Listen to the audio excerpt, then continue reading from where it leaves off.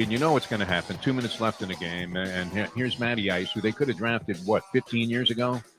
Instead, Bill Parcells, the tuna, who's helped start the trend towards the bottom of the ocean, my friends. Yep. It was the tuna. It's all on the tuna. Why don't we go back to the tuna? Bill Parcells, we thought he was going to be the savior. Teams that are bad are always looking for saviors, and they believe that whoever the next incoming the guy is, whatever component that is, whether it's a coach, GM, owner, quarterback, a number one pick, free agent signing, they always think, wow, this is going to be the guy. And it never is. More often than not, it turns out that guy is indeed the Mike Tannenbaum saboteur that buries your team. The Atlanta Falcons organization is always, it seems like, in some form of upheaval, is it not? Oh, yeah. So they come in here a disheveled mess, and here's Greer with what should be a very polished team 3 years after a tank job, loaded with all kinds of great new talent, and sparked by a fresh young quarterback who they had targeted all along to be the guy that was going to guide their fortunes. And I literally thought Deshaun Watson was going to start the fourth quarter. Right? Chris Greer's on the phone the entire first half. Hey, we'll take him. No, I don't care. Tell us the way to call me.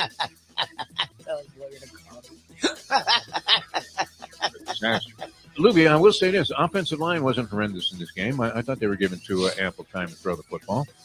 Am I wrong about that? And, they were able to run the ball. They ran the ball well. They ran the ball well. Yeah.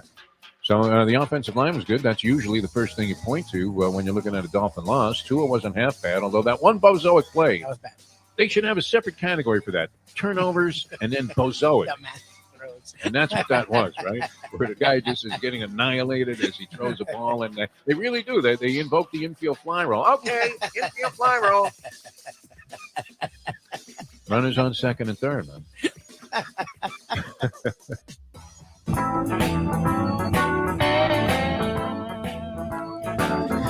On a beautiful Tuesday here, as we originate from South Florida, Jeff Deforrest and Ricardo in for Michael Lubitz. This will be the final day for Ricardo, at least on this stint, until Lubie takes another worldwide tour and goes on vacation again. I don't know what his plans are. Would have to be fairly broke after this trip.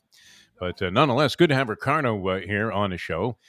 Jeff DeForest with you. Take you up until 9 o'clock today here on Ion Channel. Always good to be with you on Ion Channel. Appreciate the good comments that we're getting. Like the comments on the message board here that we've been receiving. Although it's been just a few people that have been commenting, but they've been very, what would it be? Vociferous? Yes. Yes. They're interacting a lot with the show, which is great. Yes, we really enjoy that, and we'll mention a few of these things if you're kind enough and inclined to join us on the stream here that we have going on Ion Channel. So many things working at the same time. It's absolutely great. Now, we've often said this, and we like to start our Monday, peel yourself off the mat Monday shows with the whole concept that we love the smell of point spreads in the morning. I don't know if we can get a visual on this. I'm going to hold this up to the camera here. I'm not sure if this is going to work, and for you guys that are listening on the audio stream, it's going to be absolutely meaningless. But can you see that, Ricardo? Yeah. Can you catch that? Am I producing this correctly?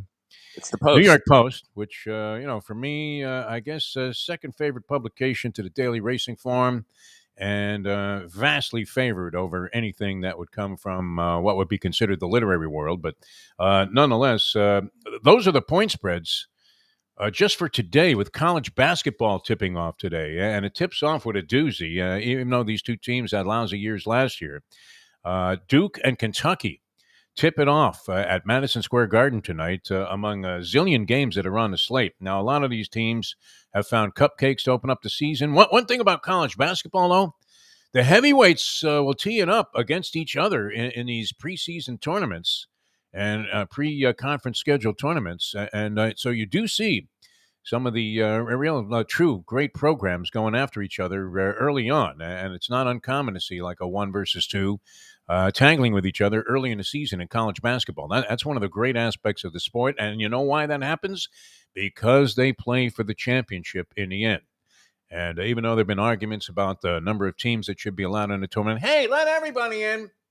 I don't know that we need Bozo Tech in the NCAA tournament to prove that they are a one-and-done commodity. But Kentucky Duke is always going to be significant, and especially so this year because it is The farewell tour for Coach K. Now, here's my thing with Coach K, and Leslie Visser had a hand in this, and I was typical Coach K basher. Thought he was sanctimonious, phony, like a lot of people are in the world of sports. And he talked a lot of pie in the sky, virtuous stuff. But in reality, he was cheating his ass off. At least that's what I thought.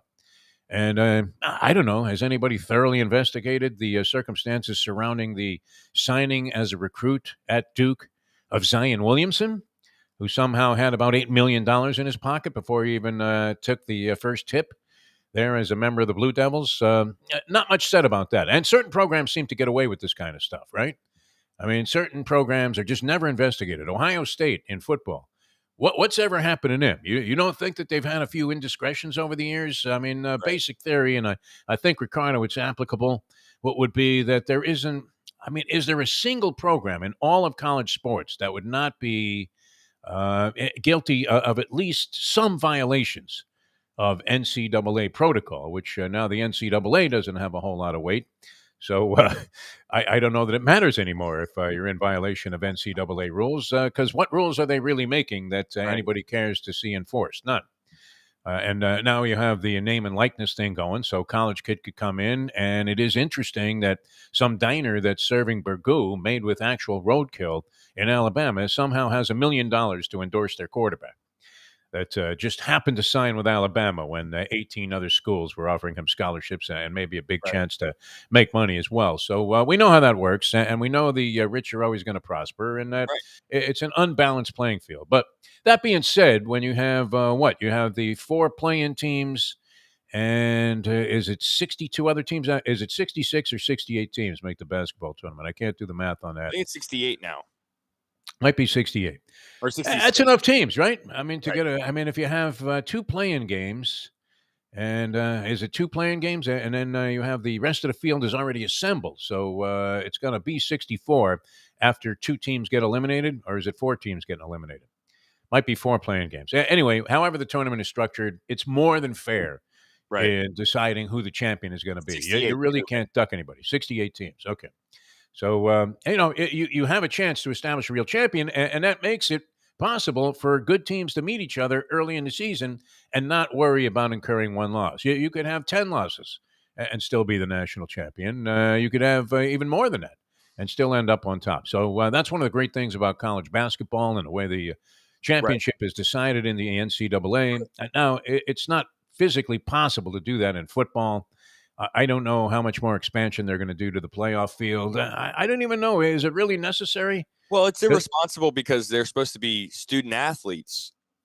And if you add more games, that's more time away from campus. That's more times away from studies and everything like that. I mean, I'm telling you. I mean, I know it's not a big deal. I know they don't care. Listen to you, they don't care about that. But that's an argument that people are going to make against it. That they're supposed to be student athletes, and you're going to add an extra game of football.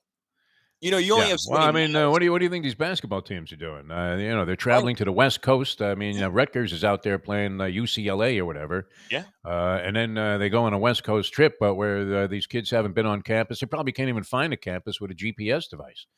And then on top of that, they're only going for a year now. The elite college basketball players. I mean, back in the day. Think about this: Kareem Abdul-Jabbar, freshmen were not eligible in NCAA basketball or any sport for that matter, and there was a separate freshman team in football, basketball, and baseball. And then you would see the guy play his 3 years in college, and somehow you'd wonder how John Wooden talked to shy kid that didn't even want to come out of the fetal position in a corner from his digs in Manhattan or Brooklyn, and he somehow talked him into going to L.A. Hey, La La Land, Kareem. Well, he was Lou Alcindor at the time. Right. But that being said, I mean, it's still – and Krzyzewski won me over. Leslie Visser got him on an interview after he had coached the Olympic team to one of its gold medals. Right. And this had to be, I don't know, maybe 12 years ago, something like that. And you know what? Listening to this guy, he was one of the most – like a lot of basketball coaches, supremely articulate. Right. And very convincing that everything that he was doing was above board and the ultimate in the pursuit of virtue when it came to the game of basketball. Riley makes you feel that way, too, about the game. He really does. Yeah, and with Krzyzewski, he pivoted. He was a guy who had 4-year guys on his team. That's who Duke was. You know, you had all those those guys who look like Duke players, white guys who play for 4 years who are really, really good. And they had like a couple of really good athletes on those teams too. But now he adapted and he was like, look, that's not the style that's going to work anymore. I got to go after these 1 year guys.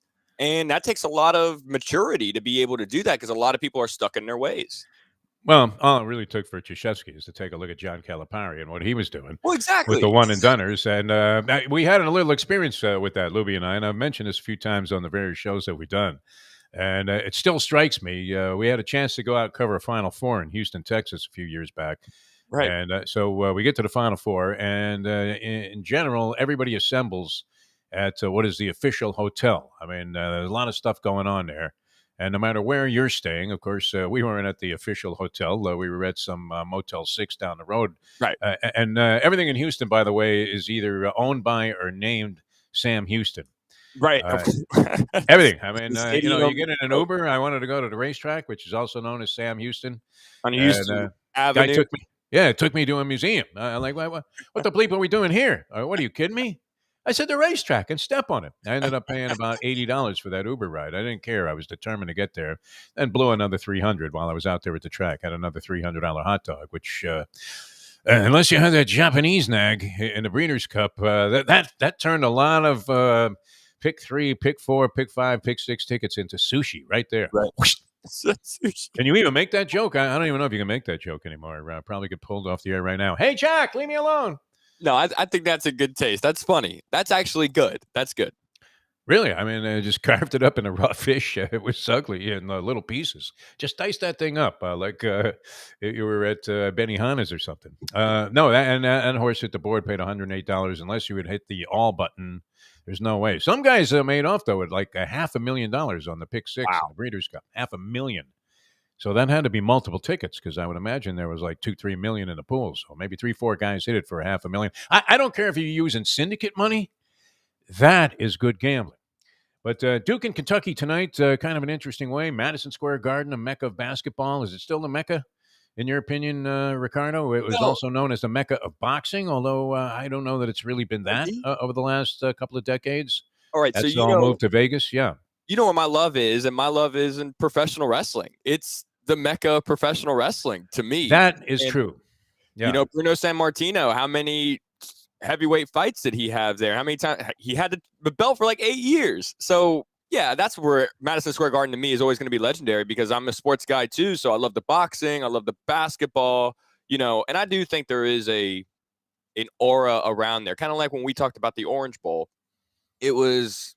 Except the Garden is not a dump. It was a bleep bowl, but it was our bleep bowl. You know what I'm saying? Like it was nice, and we had but Madison Square Garden, that's the most famous, arena in the world, right? Kind of cool. I had a chance to call a couple of basketball games at Madison Square Garden. In fact, when I was doing those games back in the early '90s, the big star in the Big East Conference, which the Canes were playing in at the time, was Allen Iverson, and he played a couple of years there at Georgetown for John Thompson. And what was interesting, I saw Iverson play as a freshman, called a couple of those games because they played each other like twice in league play. And was always getting clobbered by Georgetown, who somehow, and John Thompson got this mold of players where, they all looked the same. They were all 6'7", 145, like David Wingate, and they could run up and down the court, play great defense, weren't the greatest scorers. But Iverson was a new wrinkle there in the whole John Thompson way of thinking. And, of course, he had the great centers. I mean, you can't argue with Zoe and Ewing and Dikembe Mutombo. How did he get these guys to come to Georgetown? Give me a break there. You think everything's on a level, Ricardo? With all due respect, may he rest in peace. And I had a chance to meet John Thompson in a casual setting once in Las Vegas. Yeah, I got his book at a diner. Yeah, I got his book right behind me. I really wanted to read that. He's a very interesting guy. Like you said, how do you get these kids to go to Georgetown? Allen Iverson, I mean, especially, like that guy was, for my generation, I grew up after Jordan, right? Jordan was playing for the Wizards when I started watching basketball. So he wasn't like, he was the greatest. I knew about that, but he wasn't. The coolest guy in the league was Allen Iverson. Everything he did, he was a trendsetter for people my age. Oh my God, he was awesome. Good player. Yeah, he made radical strides forward as a basketball player overall, as a team player too, even though a lot of people thought he was just chucking the ball up all the time. But you could see a marked improvement in his game from his freshman to sophomore year. I remember catching that doing a Big East tournament, and I see Iverson. I said, man, this guy is like way better than he was last year. Another guy I had a chance to call his games, and this took place. They had a tournament in San Juan called the San Juan Shootout. Right. So for me, I mean, it was like a free trip to Puerto Rico, which was I great. wasn't there. Yeah. And Allen Houston was on Virginia at the time, and they played the Canes in a game. And I remember not being overwhelmingly impressed with Allen Houston, and still lingering in my ears in horror is the call from the stadium announcer at the old, what was this, at the new arena? I guess it was. Maybe it might have preceded it when the Knicks played the Miami Heat and Houston hit that shot at the end of the game. Yeah, I just grabbed my heart because my heart. Oh, man. You can still hear the guy saying, Allen Houston. See, I love that in arenas, basketball arenas. Your guy will make a meaningless basket in a game where you're down 30 points, and the guy will go crazy. Shaquille O'Neal. Yep. And then the other team makes a bucket that wins the game at the buzzer, and the stadium announcer just goes, Allen Houston. Yeah, begrudgingly. I love it. So that still haunts me. But anyway, college basketball is great. And one thing about the New York Post, they have a real sports section, and it's one of the few that are left on the American journalistic scene. And you have pages and pages today dedicated to college basketball on a national scene, on the local scene there. They got Speedy Claxton coaching at Hofstra. It is huge up north, right? I mean, especially in the New York area. It's a huge deal. Unfortunately, down here, unless the Canes are really, really good, which doesn't happen often. Very rare. But I love Jim Larrañaga, and we'll get him on the show a few times. I mean, a fascinating basketball conversationalist, as all these guys are. It's amazing. But are any of them above board? Even Larrañaga. Larrañaga is clean cut as they come. My God. And, even he came under suspicion in that basketball scandal where they put away a couple of assistant coaches for a few years, and the guys that were really responsible for the program, they skated off scot-free. And that was the case, I don't know. Krzyzewski, I was very proud of Leslie Stahl, although I thought it was inappropriate to go to a post-game basketball thing where the guy's standing by a locker there and he's saying, well, you know what, so-and-so played well. I tell you what, I wasn't that happy with the officiating. I mean, an innocuous conversation. It really isn't going to have a whole lot of depth to it. And then there's Leslie Stahl from 60 Minutes grilling Krzyzewski. This happened to Jim Calhoun, too, when he was coaching at the University of Connecticut. Right. Although the guy that was doing this was some kind of, self-aggrandizing crackpot. Leslie Stahl, a respected journalist, and she's in there grilling Krzyzewski about his $1.5 million he was getting from Nike or Adidas or whatever shoe company was sponsoring Duke, while the kids got nothing. Right. You'll get nothing and like it. Yeah. And Coach K got pretty silent on that. He was a little bit indignant, even though Leslie Stahl, as I said, I mean, right up there with any of the greats. Well, they know. In television journalism. It's just something we don't talk about. And the media, Leslie Stahl, like you said, she probably has, more reach and stuff like that, where she's not relying on Coach K for her, her career to move forward. Other people are, or the Duke program, or have to be friends with these guys. So to bring up stuff that makes them uncomfortable like that, because it is uncomfortable. You're making $1.5 million from a Nike deal, and these kids are getting paid nothing, and then they're doing all the work. They can't even buy a McRib sandwich, which, by the way, we had an incident with Mike Mayo, the gambling gourmet. And oh my gosh, he didn't have a chance to talk about it on Friday because this happened a little bit later on in the afternoon, Friday, on this new little food thing that we're doing on a local radio station here, 1470 in South Florida. Kind of covers, I don't know, when I was there before, I was doing some work overnight, not overnight, but at night after darkness. And you literally couldn't hear the signal outside the parking lot there. I mean, you could be under the tower. Right. And holding a metal rod to it, and you still couldn't hear the radio station. But booming during the daytime, Broward County, which is kind of the area we're trying to appeal to. But I don't know where he got this brainstorm from, but he ate a McRib sandwich on the air to give his review of the McRib sandwich, which I was saying to Mike yesterday on the show that the substance that he unveiled there when he took the top piece of bread off the McRib sandwich looked very similar to the stuff that they were feeding the guys that triggered the 1971 riot among the prisoners and inmates at Attica. That was the final straw. I mean, the next thing you know, some guy, hey, Lou, get Kunstler on the phone. We're grabbing hostages. That's what it was in the cafeteria that day. Inhumane treatment. I mean, it really was ugly. And Mayo nearly barfed right there on the air, which is a hard thing to cover on the radio. Well, he's just taking a bite there, people. And he's throwing up. Look at that. He's already spitting it out, and it's coming out of every orifice of his body all at once here on the air. It was ugly, but we'll get into that when he joins us on Friday.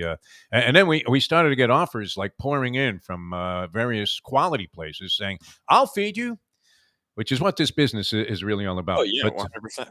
Anyway, so Coach K goes against Calipari. Calipari, we were in Houston, Lubie and I, and literally, he's holding court. He's got a nice pair of slacks on, white slacks, of course, which only certain guys can really wear white slacks, right? Yeah. Travolta and Night Fever and what? Who else can really? Golfers can wear white slacks. Who else does well in white slacks? Old time singers. I mean, if you're going way back to like Bobby Perry Knight used to Como in wear that era. really white khakis. Yeah, but is anybody wearing like white slacks, white dress slacks, and looking good? No, So he's got kind of a.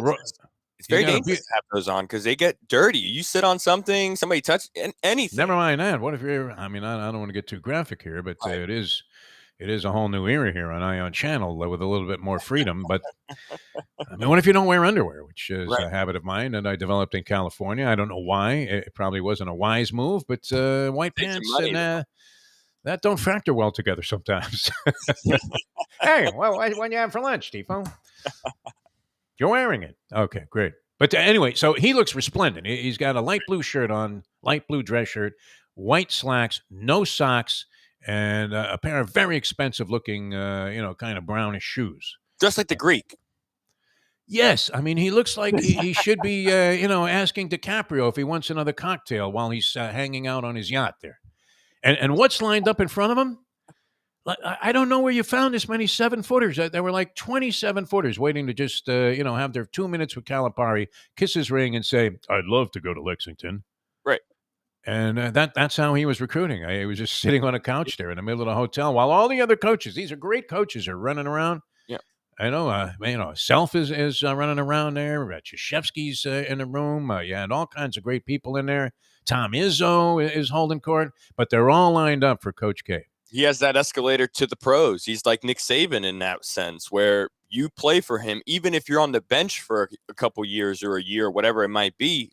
Once you get in, you're going to the pros immediately right after that, and you're going to be drafted high. You're going to get a nice contract, nice fat deal. Yeah. But 7 guys drafted in the first round that one year when Devin Booker was taken. I keep coming back to that because it haunts me to this day. Come on, Pat. What were you thinking, Pat? My God. Mistakes in the draft can be big. I mean, speaking of mistakes, how about, and this is tragic, I guess, with, what's happened with the Raiders. They had 2 first-round picks in 2020, Ruggs and this defensive back. And they had to cut that guy yesterday because he's made some video where he's brandishing a gun and waving it around. And, of course, the Ruggs story is a tragedy of even more largesse and bigger proportions because a woman actually died as a result of what was obviously a very irresponsible act. I don't know that Ruggs is a good guy or a bad guy, and this comes under the heading of we all make mistakes, but you don't want to make that mistake. That's for sure. And he ended up taking somebody's life, and what a tragedy. This Mike Mayock. I mean, I'm not sure that the Ruggs thing was a character issue. I don't know that he some kind of hothead or just crazy man.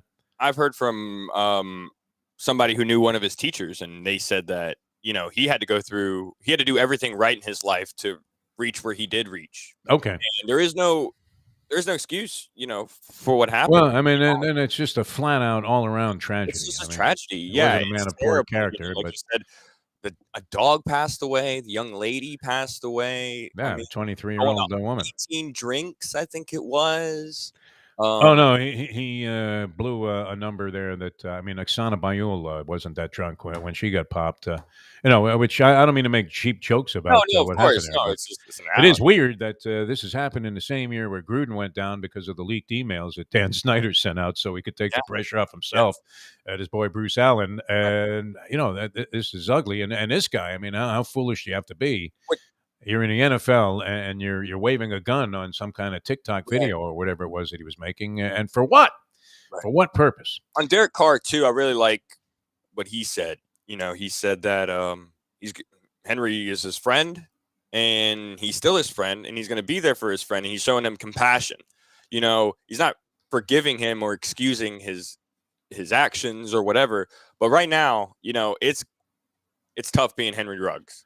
regardless however you feel about the that guy's going to do him too. He's going to spend substantial time. Yeah. This isn't, and they don't make jail easy for anybody. Jail isn't supposed to be fun. And well, Nevada is especially tough because you end up serving a time. It's kind of like, what? This is federal? Right. Because whatever you get sentenced to, you're serving most of that time. Yeah. Unlike, in Europe, it's really weird. You can get off on anything in Europe, huh?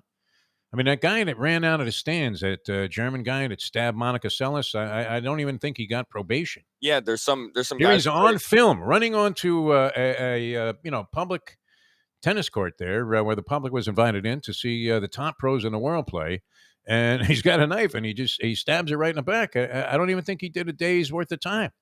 And I bring this up because of this Pistorius thing where he's now eligible for parole, and didn't it seem like that wasn't that long ago that they sent this guy away for shooting his beautiful model girlfriend? And a great story turned into one of tremendous tragedy there. But interesting the way they do it. He has to go and face the young lady's parents before he can actually be paroled. Right. I guess I don't know if he has to seek forgiveness there or be contrite and say that hey, I'm really sorry that this happened because he denied that it was by design in the first place. But anyway, digressing here from this big game coming up tonight, Calipari versus Krzyzewski. And the reason I brought this up in the first place, which was like 30 minutes ago, Ricardo. But, we digress. Here was the thing that always rubbed me the wrong way. I mean, it was the capper with Krzyzewski, even after we had that wonderful interview with him, and he convinced me that, you know what, you really are worth rooting for. Certainly, whatever he's accomplished in basketball to be respected. And it's hard to root for, I'll give you that. I was reading an article in the Post by a guy named Ian O'Connor, whose work I respect. And he said that he is the greatest basketball coach ever on a college level, surpassing even John Wooden, the Wizard. John Wooden. You mentioned it, man. You know your college basketball, Ricardo. You don't necessarily look like you're that deeply involved in sports. I mean, love you got history, man. I love Grateful sport. Dead thing back there and all of this other stuff. I don't see like a picture of Dr. J or anything. No. And but then again, all I have is a picture of some horses hanging very high over the ceiling here. But we're going to be redesigning the Defo Sports Den also because I'm moving. So we kind of left this thing a little bit scant. But it's going to look pretty cool by the time we all get everything set and in place. Anyway, great way to tip off the season. I was going to say, though, I lost a lot of respect for Coach K when he allowed Grayson Allen, who is now a starting guard for the Milwaukee Bucks, and has drifted around the NBA. And you thought he might be, especially in the era of the three-point shot, that Grayson Allen might be a viable player. I don't know that he can guard anybody without kicking him in the balls. That's the problem. And I always resented this because I don't think there is a bigger form of sporting slimeball, Ricardo, than the cheap shot artist that jeopardizes the physicality and the career of other players with a stupid, meaningless cheap shot, like tripping a guy, like low bridging a guy when he's got a breakaway layup, and then you're going to take out his legs as he goes to the basket, even though there's no chance you're going to block a shot. I'm not proud. Impede him. Yeah, I did that one time when I was playing basketball. I did that one time, and honestly, I hate myself for it. Like what kind of person I was, and it's absolutely terrible because it happened last night in the Miami Heat game. There was almost a fight between the Nuggets and the Heat. Yeah, Jokic ended up getting ejected from the ball game. Yeah, I mean that was a cheap shot, and I mean they were holding back Jimmy Butler, and if you were reading his lips, he's like, "Let's go outside, let's go to the back, let's go to the back." He was ready to fight like right then and there, and. Look, I don't mind a little of people pushing. Cheap shot, there's no place for it. Cheap shots, there's no place for that because I understand that basketball gets physical, especially down in the post and everything like that. But you cannot be pushing somebody in the back like that and maybe ruin his career. Who knows what could happen? It's absolutely irresponsible. You need to be fined, maybe suspended for that, right? And I couldn't understand. I mean, it was not one incident with Grayson Allen at Duke. I mean, there were several, at least a handful, of just ugly, blatant, cheap shot moves by Grayson Allen. And if I was Krzyzewski, I mean, I don't know, this is easy to say, but how could he, Mike Krzyzewski, the man that worships the game of basketball, allow a guy to be on his floor wearing the Duke Blue Devils uniform that was going to be that guilt and defended him on top of that. Now, it's one thing to defend your players, but when the guy does this time again and again, then I really struggled with that with Krzyzewski in terms of I had regained respect, or actually established respect for him from that conversation. It was wonderful. It was mesmerizing. It was spellbinding. It was everything that you would want if you were doing a sports interview. No cliches. I mean, just made you feel like, wow, winning this gold medal was the greatest accomplishment of his lifetime, to be part of the whole thing in the United States. Yeah, he has background with the military service there, having coached an Army before he was a coach at Duke, and has ties to people that are greatly respected in the military world. Disciplinarian, he looks the part there, and yet, I mean, to allow this guy to go out there and lowbridge guys and take them out at their knees, trip them. I mean, inadvertently. I mean, stick a foot out as the guy is going by him. Low life slime ball, the worst form of slime ball in sports, the cheap shot artist. Yeah, and we tend to glorify it, not necessarily with Grayson Allen, because he also looked like kind of a sanctimonious schmank also himself. But now a big part of the defending championship team. I don't know if he does that in the NBA, he will get killed. You would have to think somebody will just shoot him on sight if he tries to pull that crap in the NBA. And I was surprised that Krzyzewski would not only defend it, the actions of his player, but condone it by allowing the guy to continue doing it. And that was kind of a blot for me on the whole Krzyzewski legacy. Although Johnny Wooden, I mean, we thought he was clean as a whistle, right? Well, I don't know his controversy, but please educate me on that. You know what? A friend of mine that I went to college with, and this guy became a writer for the L.A. Times. Alan Greenberg was his name. He was a very, very good sports writer, one of the really top-notch sports writers. It sounds familiar, that name. Alan Greenberg, he ended up becoming sort of a syndicated columnist out of the Hartford Courant. He moved from L.A. Back to Connecticut. I don't know. I guess he was an East Coast guy. He actually followed me, as the next man up with one of my girlfriends there. She was dating Greenberg, but we were friends, and I ran into him a couple of times when I was working in L.A., naturally at sporting events, and then later on when I was covering the very same Canes basketball team, he was covering a UConn game, and I saw him, and the guy checked out pretty early, but and had like heart problems at like 40-something. Unfortunate, too, because he would have been a great contributor to sports writing and sports literature, Alan Greenberg. Anyway, he did this long expose. The LA Times sports section used to really get into some investigative stuff, in fact, and feature writing. And one of the great feature writers, oddly enough, even though he seems like a gas bag now, was Skip Bayless. A young Skip Bayless, before he went to Dallas, was writing feature stories for the LA Times.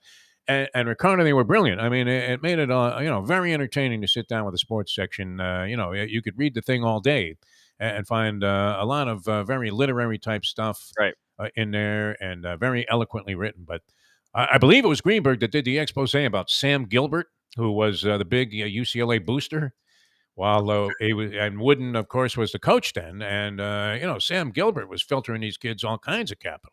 Right. I mean, this guy was a veritable human ATM machine, and you were wondering how all these star athletes always gravitated towards UCLA. Wooden would be one reason, but the other seemed to be, don't let anybody know where you got that money from. Right. And Sam Gilbert was that guy for UCLA, and helped them build a dynasty that. So, I mean, everybody has their skeletons in the closet, or so it seems, in the game of college basketball, which is, I guess, part of the intrigue of it also. Right. LA is a expensive city too, so maybe it's just giving them cash to make sure they get around. And this was in the 70s, though. I mean, and obviously in the 60s when all of this got going. Right. John Wooden, but Wooden was great. I mean, you know what? Any guy that Bill Walton has that much reverence for, I'm going to say was a good guy, and obviously a great basketball coach. What did he win? Like 11 straight NCAA titles. I think he has 10 NCAA titles, and he has an 800 winning percentage. Yeah. I did a story, one of my first journalistic stories. I think I was mentioning this, a few months back. One of the first things I did, I needed to get some kind of writing sample so I could apply for some newspaper jobs because I had zero experience. Of course, I did not write for the Daily Orange when I was at Syracuse like Greenberg did. He was probably like the sports editor. Costas was on the radio there. I did none of that, right? Because I was chasing, I don't want to say. Chasing a good buzz. Let's put it that way. Right. And anyway, so now I want to get something started. I'm working as a waiter out in California, and even though I was making good money doing that, I thought, did I really want to be? And there's no disrespect for anybody that's in this category because all work is good work, in my opinion. I believe this in my Yes. heart of hearts. It doesn't Yes. matter what you're doing, people. Whatever if you're driving to work right now, you hate your job, and maybe it ain't so hot. But Right. anybody that's making an effort, especially now where nobody wants to work anymore, all work is good work. So, but I didn't want to be an old waiter. I didn't see that as my calling. Right? Yeah, I did it for 10 years, man. It is a very, very hard, challenging, stressful job. It's kind of fun. I don't know. I liked it. When you get in the kitchen there and everybody's cursing in 7 different languages, you got the French chef, you got the guys from Mexico there. The only thing is, it's dangerous because you get paid every night. So, which is great. That is a hell of a concept. Give me my money now. Pay me daily. Yes. But also you say, oh, I work tomorrow or I work tonight, so I get the money back. So you feel comfortable spending the money you have in your pocket. It makes it very hard for servers to save and everything. But man, it is a fun job. I'm not saying it's not. I'm just saying it's action. There's action. You're picking up cash, right? Yeah, for 2.5 or 3 hours, you're going crazy, right? But you have to have some organization in your head as to what you're doing. I know table 7 needs salt. I'm going to go get the steak back that the woman sent back from table 5. Yeah. Got to put water on the table over here. And then you also have to have a good relationship with the people that are sending the food out of the kitchen. Because if they hate you, you are going to have problems, right? Hey, Maury, you still standing there waiting for those French fries? And the people up front. The hostess and the host. Oh, yeah. Because you don't want to get stiffs at your exactly. Table, So you got to be good with everybody. You have to play a real big con man in there. Yeah. Yeah. It's for sure. It pays to be a good tipper, too, because you usually get good service. Once in a while, it's not acknowledged.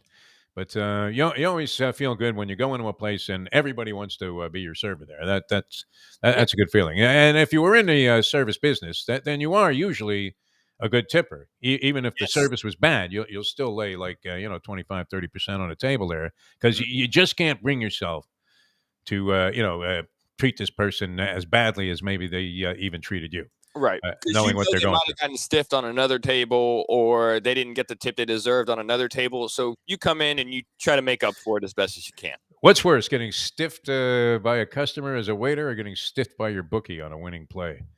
I don't know. All of a sudden, the guy goes out of business, maybe even dies. I mean, that's one thing you're never rooting for is if you're down several times, then you're rooting for your bookie to get hit by a bus. There's no question. Right.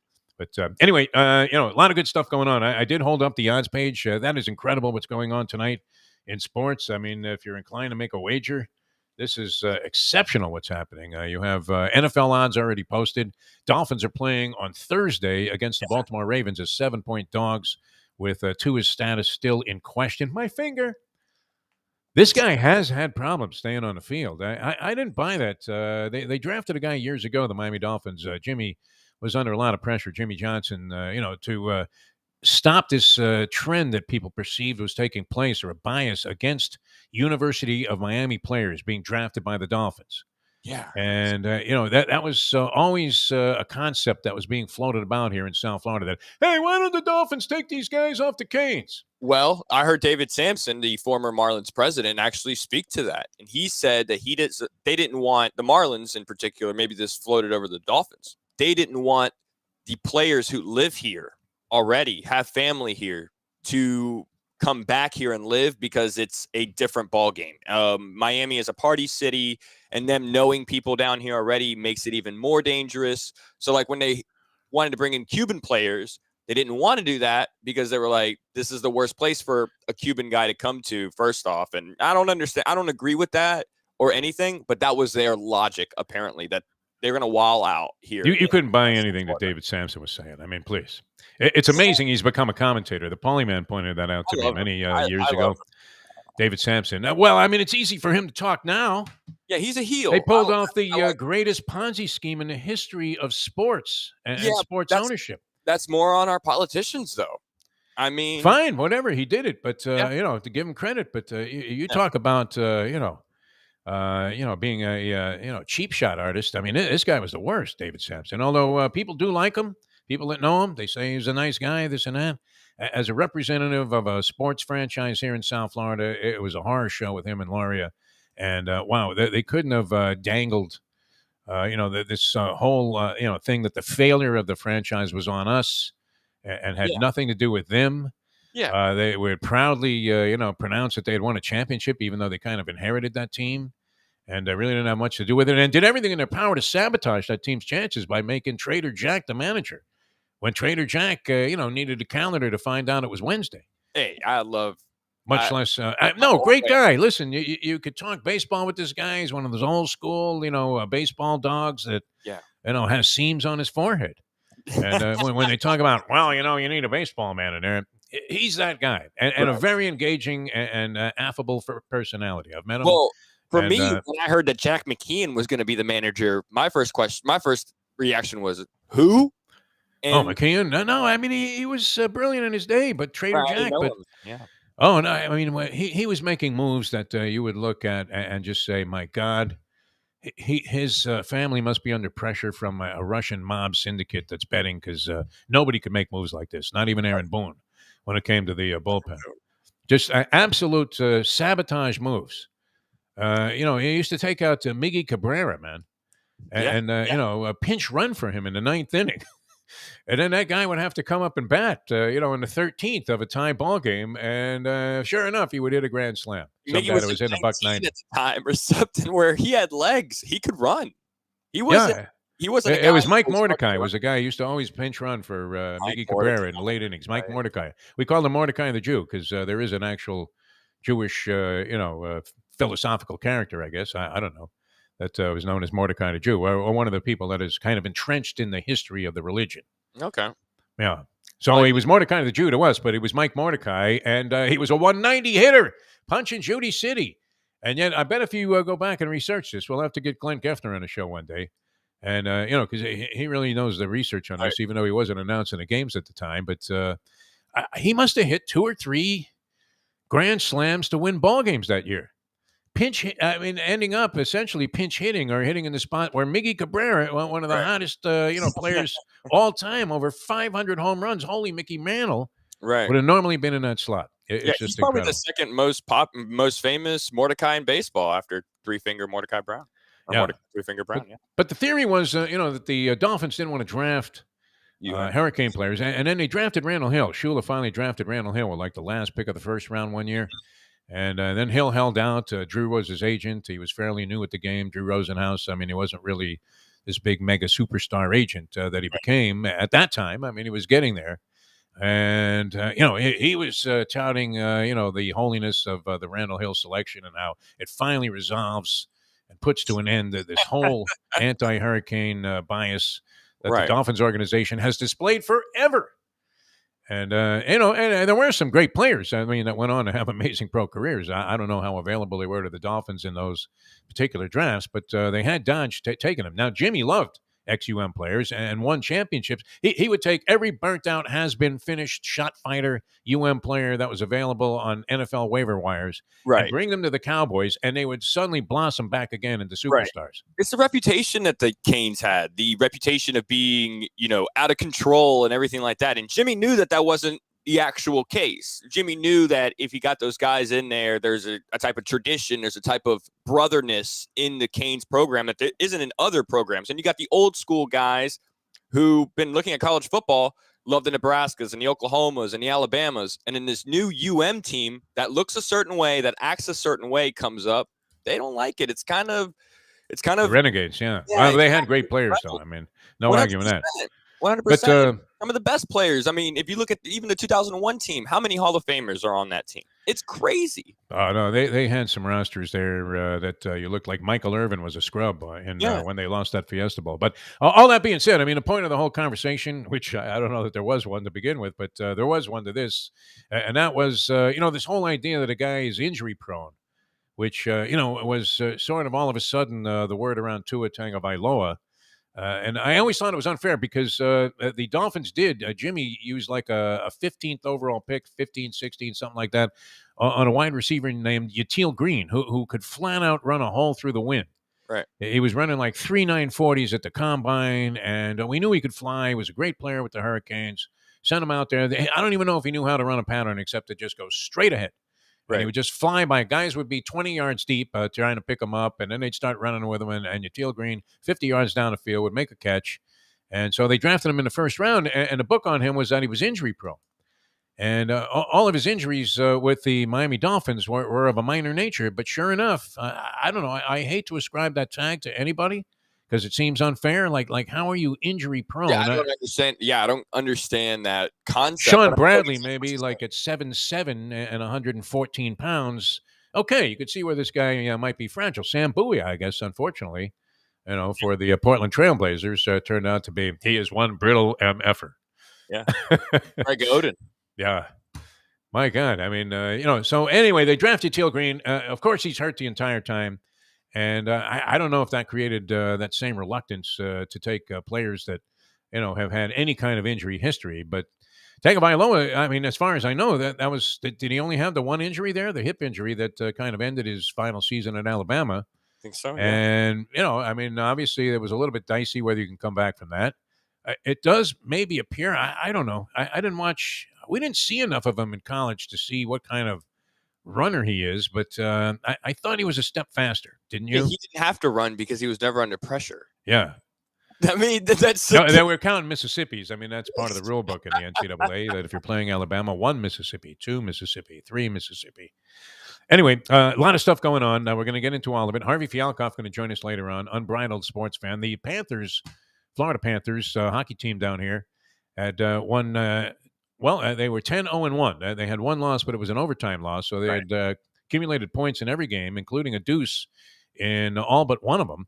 Had 21 points out of a possible 22 to open a season, and they were going for unprecedented territory last night.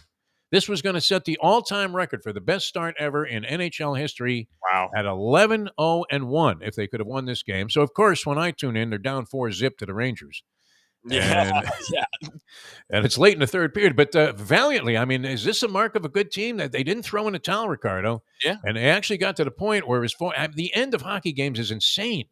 Now, a 4-goal, it became 4-1. They got a goal like 20 seconds into the third period, and it became 4-1. So now you're thinking, can they chip away at this thing? Maybe they need to get another score somewhere around the 10-minute mark. Now it's 4-2. Are you in there with a shot?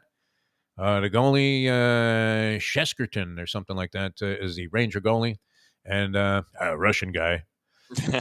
he all of a sudden went blind in one eye, man, and he couldn't stop a bowling ball from 3 feet away.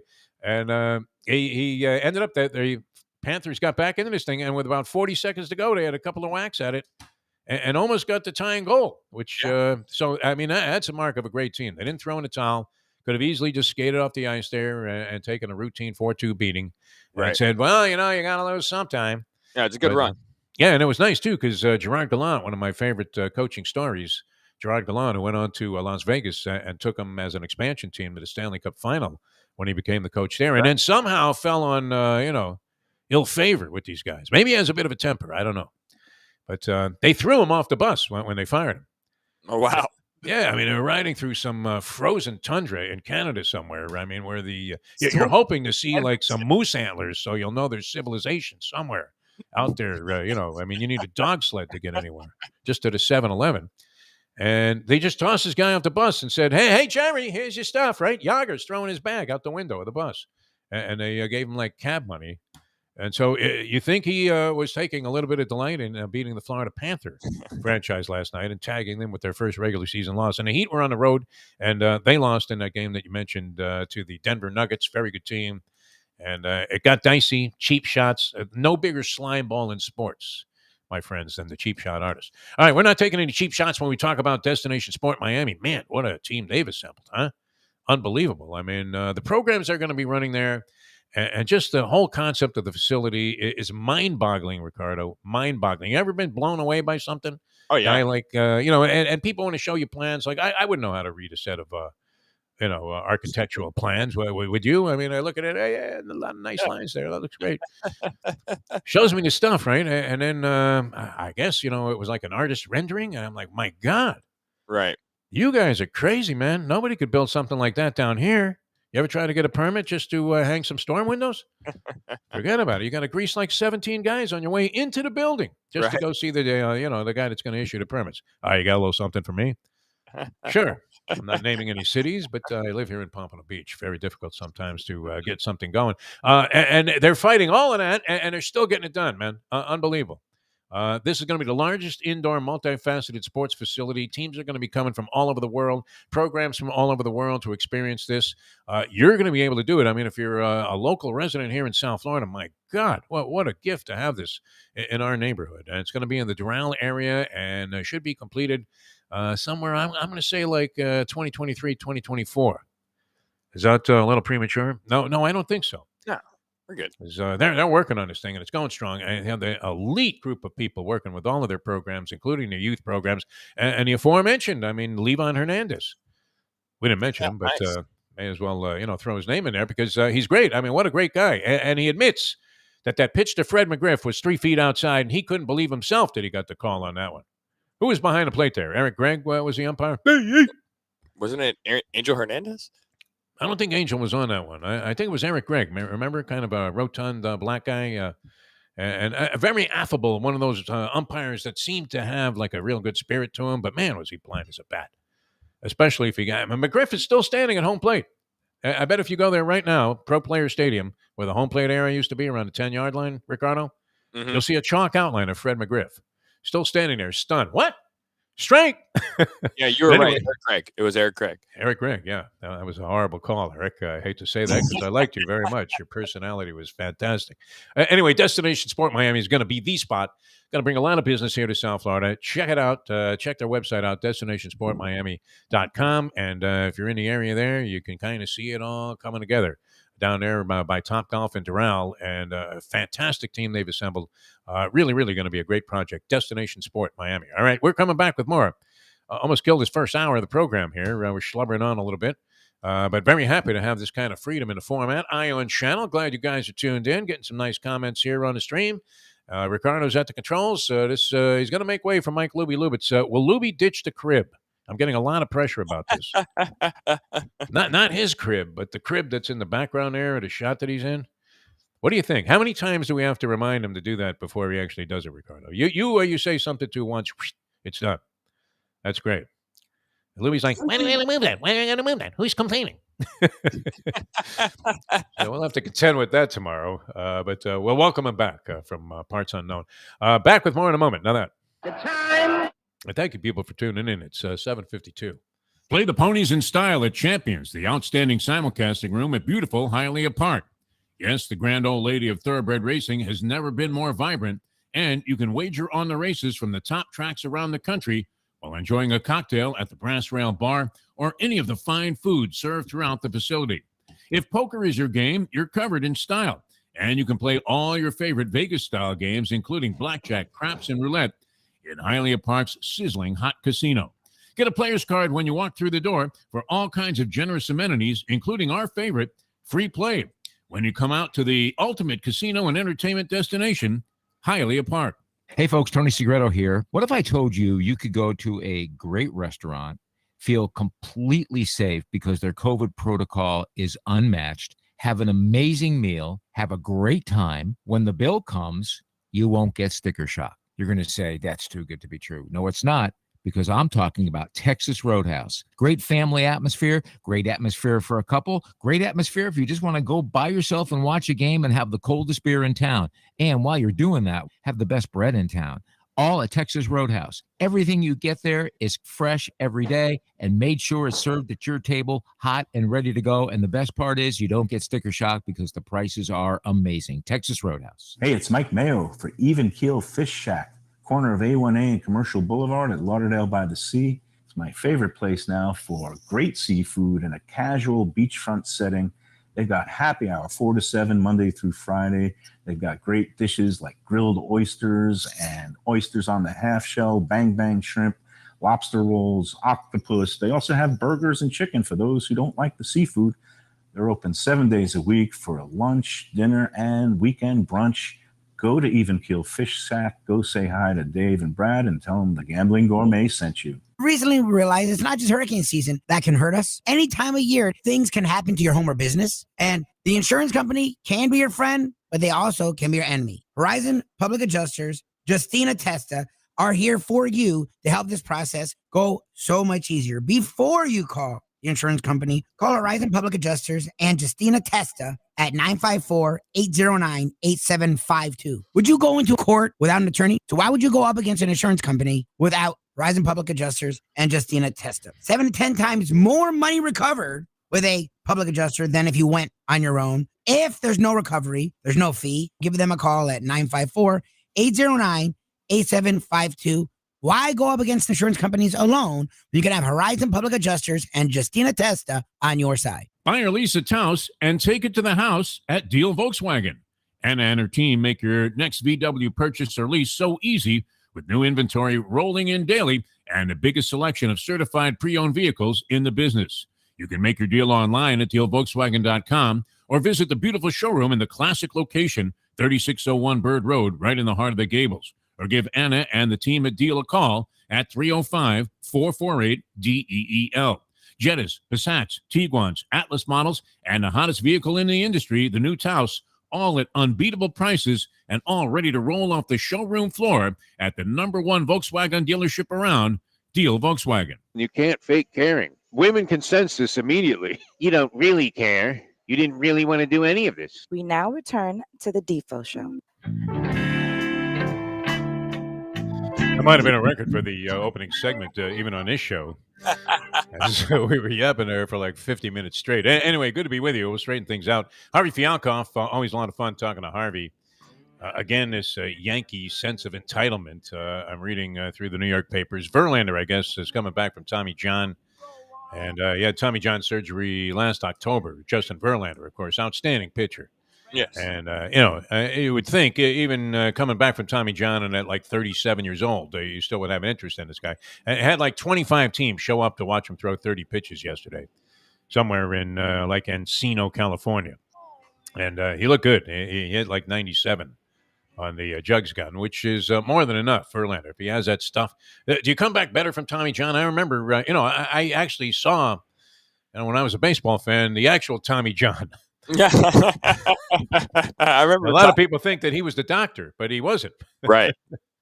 Was it Dr. Frank Jobe? I don't recall. I mean, who was the guy that actually came up with the original Tommy John surgery? Dr. Frank Jobe. Does that ring a bell? Now James Andrews is a guy, although you don't see his name in publications as much as you did at one time. Remember when every athlete was going to James Andrews? Yeah, James Andrews, I think, is the Alabama doctor. Yeah, he's up there now in age. Yeah, but you see guys coming back from Tommy John with mixed results. They even come back from having Tommy John twice. Yeah. Tommy John, the ulnar nerve. Whew, I got pain just thinking about it. Tennis elbow all of a sudden popped up. Anyway, Verlander, and he's on the market there. So, of course, the Yankees are naturally going to get him automatically. And they're going to get Correa and every other red-hot. Freddie Freeman is going to be playing first base for him. I mean, they're going to get everybody. Yeah, that's what the Yankee fans think. It's kind of crazy. They'll get somebody. They might get Marcus Semien. I know he's a Semien's a candidate for MVP.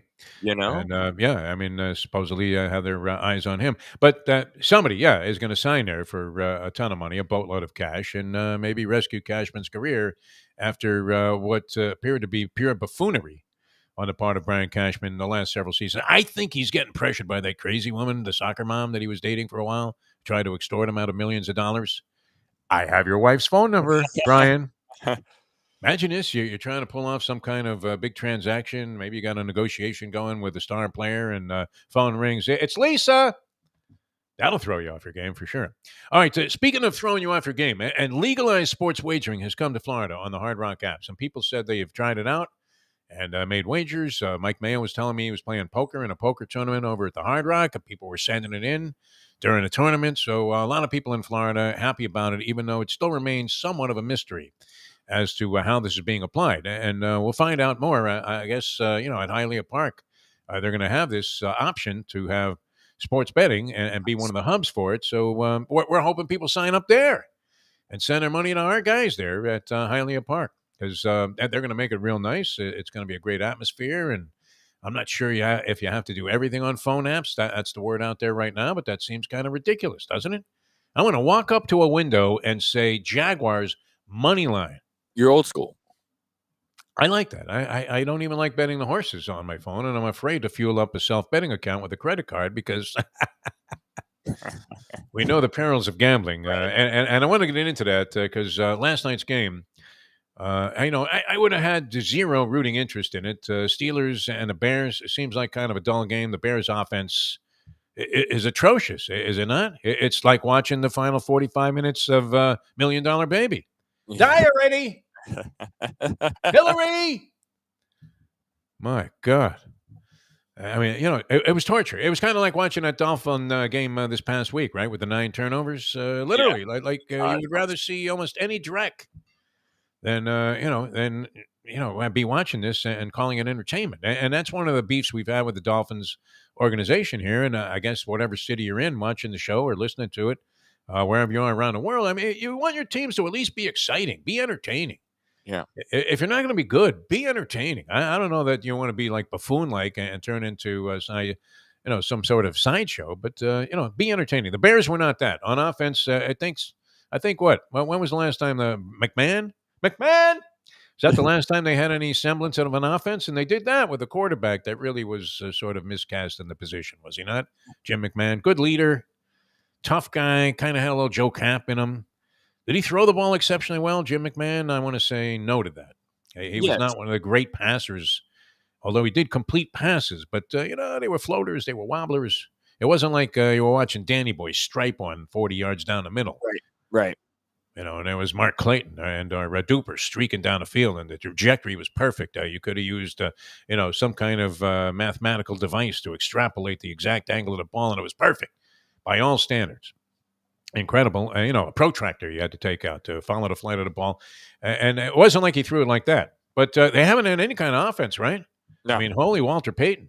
And you always think of him as this grinding out grunge team that's going to win games on defense. Their best quarterback, I would say, since McMahon has to be Jay Cutler. Think about that. I mean, I know that Rex Ryan took him to a Super Bowl, but again, I mean, not Rex Ryan, I'm sorry, Rex Grossman, my bad. Yes. And, but I mean, he wasn't anything special, obviously. That was. Grossman was a complete schmank as a pro. Right. Yeah. I was at that game when he got picked off by Jason Taylor for like the pick 6 at Soldier Field. My man Jim Dunn took me to the ball game. And we went out on a one-day trip to Chicago. Nice. It was funny, too, because this Soldier Field had been revamped, remodeled. And it looked kind of like they had landed a spaceship on top of, the stadium. And then there was still a part sticking up. And I was sitting in a seat. I was in the exact last row of the deep nosebleed. And it scared the living daylights out of me when they had the flyover. It was one of those honor the military days that the NFL fraudulently puts on. Yeah. And it's like they care, right? And sure enough, the planes, the Blue Angels, were beneath me. That's how high up my seat was at Soldier Field. I'm looking down at the flyover. So you were pretty much in the same seats that Jordan Love's fiance and mother. Were they in the back row there at Soldier Field? Did you see what happened? No, it wasn't at Soldier Field. It was at Green Bay. Yeah, Kansas Green Bay. City. No, it was at Kansas City. Oh, KC. Yeah, they put them at Arrowhead. They sent them to the back there. And they put them all the way to the top of the stadium to a corner. I mean, it was obvious what they were doing to him. Yeah. But it was a great joke that someone said on Twitter was, I mean, you can't blame the Green Bay Packers. They haven't had to buy tickets for anyone's family in the last 15 years. So, I mean, it must be tough. But, I mean, I couldn't imagine being up that high. Oh, no, that was some vantage point there. Rather, the players looked kind of minuscule. It was called the Galileo section. You needed a telescope to just even be able to see like the 50-yard line. I'm afraid of heights, so I feel like that would be straight up too much of an incline to get up and get down. Where I feel if I fall, that's the end of it. Oh, the stairs were uneven also. I mean, they were like cement stairs. And, I mean, this was really old school. They remodeled everything, I guess, from about 30 rows down on. Right. And I don't know what that looked like because I never got into that part of the stadium. But and to get up there, you had to stop and get oxygen. You really did. You needed an oxygen mask. I mean, that's how far in the nosebleed those seats were at Soldier Field. But anyway, I wanted to get into this because real quickly here, and then we're going to get into a little Harvey Fankoff and the agent of the stars, Britt Tessler, going to join us here on Ion Channel. But the torture of gambling. I mean, you're watching that game last night. There was no other reason to watch it except if you had action on the game. The Bears were getting 7 points in the long run. And that line started out, I think, at 6 and a hook. And I was reading a piece of gambling advice that said, hey, you know what? If you're smart, maybe you'll wait around a little while, might get 7, which is a big difference because you can live and die by the hook. And it looked like that was going to be a big factor in the game. at one point, because you're doing mathematical permutations that not even Rene Descartes was able to do if you're gambling on games, right? You're saying, okay, well, if they get this, then we need them to kick the extra point, and then if the other team goes down, the only way I can lose is if they go for two for some mysterious reason, even though by the mathematical equation it might be appropriate to go for two. These coaches are usually too chicken to do it, so they'll kick the extra point and I'll still win the game. Right. You're like Russell Crowe in A Beautiful Mind, all the permutations and equations. Exactly. Yeah. Matt Damon, man. Good Will Hunting. I mean, you're doing these things on the blackboard here that symbols that you never saw in your lifetime. What is this guy writing music? Or some form of bizarre mathematical equation. So anyway, and now you're watching this game, and here are the Bears. They're dead in the water. I turned away. I had the booking action yesterday with my friend Francesco, who killed me over the weekend, going 12-3, and now is up like 10 units on the season. 10 units. I don't want to tell you what the units are because, honey, I had to go to the bank today. This would be the first season this guy won if he eventually does, but it's a long way to go, and that's why the bookmakers usually are getting yachts ordered around. You'll see all bookmakers at the boat show. It's zillionaire executives, Bitcoin people, and bookies. They're the ones that are at the boat show in the yacht section. So there's a reason for that, because eventually they're going to grind you down to a nub. So this guy was up 10 units. He gives me the Bears last night. They're down 20-6. Going into the fourth quarter, and there was a stat out there that they posted that the Steelers, in games where they led by 14 or more points going into the fourth quarter, are 212-0-2. Wow. 212-0-2. So what are your chances of mounting a comeback in this game? That would be Blutarski, my friend, 0.0. And sure enough, Bears end up grabbing a lead late in the ball game, and then you're dying the rest of the way because the point spread is still a factor no matter what. Right. Including with 30 seconds to go when they received the kickoff, now down 2 points, needing a field goal to win the game. But what is your biggest fear at that point? The pick six kills you. And here's, Justin Fields, a rookie quarterback who's had a penchant to make mistakes. Yeah. What is the logical thing to think that if there was a way to get ruined, it's going to happen? So I literally sat there and watched every last second evaporate off the clock there, trying to win 1 unit back off my friend Francesco, which was the only reason to watch that game in the first place on Monday Night Football. What is Brian Greasy doing on that broadcast? Does he say anything? No, he doesn't. He's absolutely... I mean, nothing, right? This Riddick goes on for like an hour and a half explaining a 2-yard run, and then, they drop it off to Greasy, I guess. Somebody yells in his ear, "Say something, Brian! Make them look like you're alive. Make it look like you're alive." Most people are watching the Manning cast. A lot of people are. I guess, yeah. And I mean, I'm sure. What a great job that is. So have a job where you don't have to say anything, like you're a mime. Right. Could you imagine, though, if you're Howard Cosell and then they tell you, ABC tells you, whoever they were working for at the time, hey, we're going to have another show congruent to yours. They're going to steal some of your viewers. Don't worry about that. Yeah, and it's going to be better than yours, and everybody's going to love it while they hate these guys. I don't have anything objection to Steve Levy. No. Riddick is too much slobbering for me on a game. And Brian Greasy, I don't know that he's ever said anything on the broadcast, and you can't distinguish when he does. All right, enough of that. Harvey Fankoff going to join us. Brett Tessler, the agent to the stars on the National Football League. College basketball gets underway tonight. That's going to be great. Both local teams losers. They've been doing very well, but still with very commendable records early in the season. Heat going down to Denver, and the Panthers losing for the first time this season in regulation, 4-3 to the Rangers last night. I'm Jeff Deforrest. He's Ricardo, and we're glad you tuned in on Ion Channel. A lot of people picking up the video as well, and we appreciate you guys joining us here on the show. We'll be back with more in a moment. Now that. The time. It's 8:08. Hey there, it's Mike Mayo. Do you like steaks? Do you like seafood? Do you like classic old Florida charm?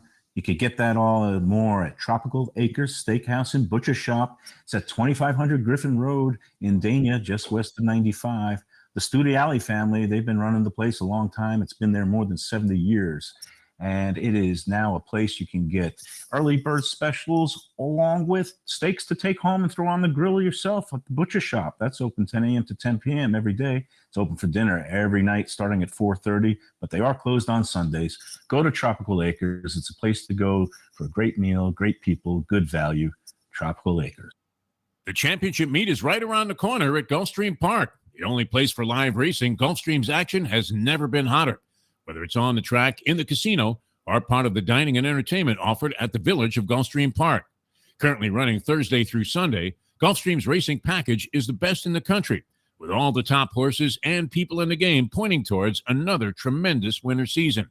Check out the remodeled first floor casino, open 7 days and nights a week, along with the many special events and concerts happening at Gulfstream Park. You can place your wagers from anywhere at firstbet.com. Check the calendar of events at gulfstreampark.com. Destination Sport Miami is here to revolutionize the sports landscape in South Florida. The largest indoor multifaceted sports complex in North America is on the way, with distinguished leaders of its various sports programs and unparalleled access to the finest indoor training fields and facilities. Destination Sport Miami will set South Florida apart as the destination of choice for elite athletic training and development, and for its dedication to youth programs and sports on all levels. A phenomenal concept and a powerful undertaking, Destination Sport Miami will also be an important commodity in the sports business community as well. Destination Sport Miami, its time has come. These days, we're all looking for comfort anywhere we can find it. Thank goodness for Landlubbers Raw Bar and Grill in the Plantation location, because they are making sure you are as comfortable as possible. First of all, they're not only open for delivery and pickup. All you have to do is go to landlubbersbarandgrill.com for both pickup and free delivery. Their hours have changed a little bit. Monday through Thursday from 3:30 to 10, and Friday, Saturday, and Sunday from 11:30 to 10. You're going to have the best wings in the world.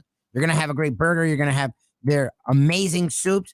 Again, Landlubbers Raw Bar and Grill. It's nice and easy. Just go to landlubbersbarandgrill.com for both your pickup and free delivery. Thank goodness for Landlubbers for making you always feel right at home. Since day one of Old School, we've had Catholic Health Services be part of our family.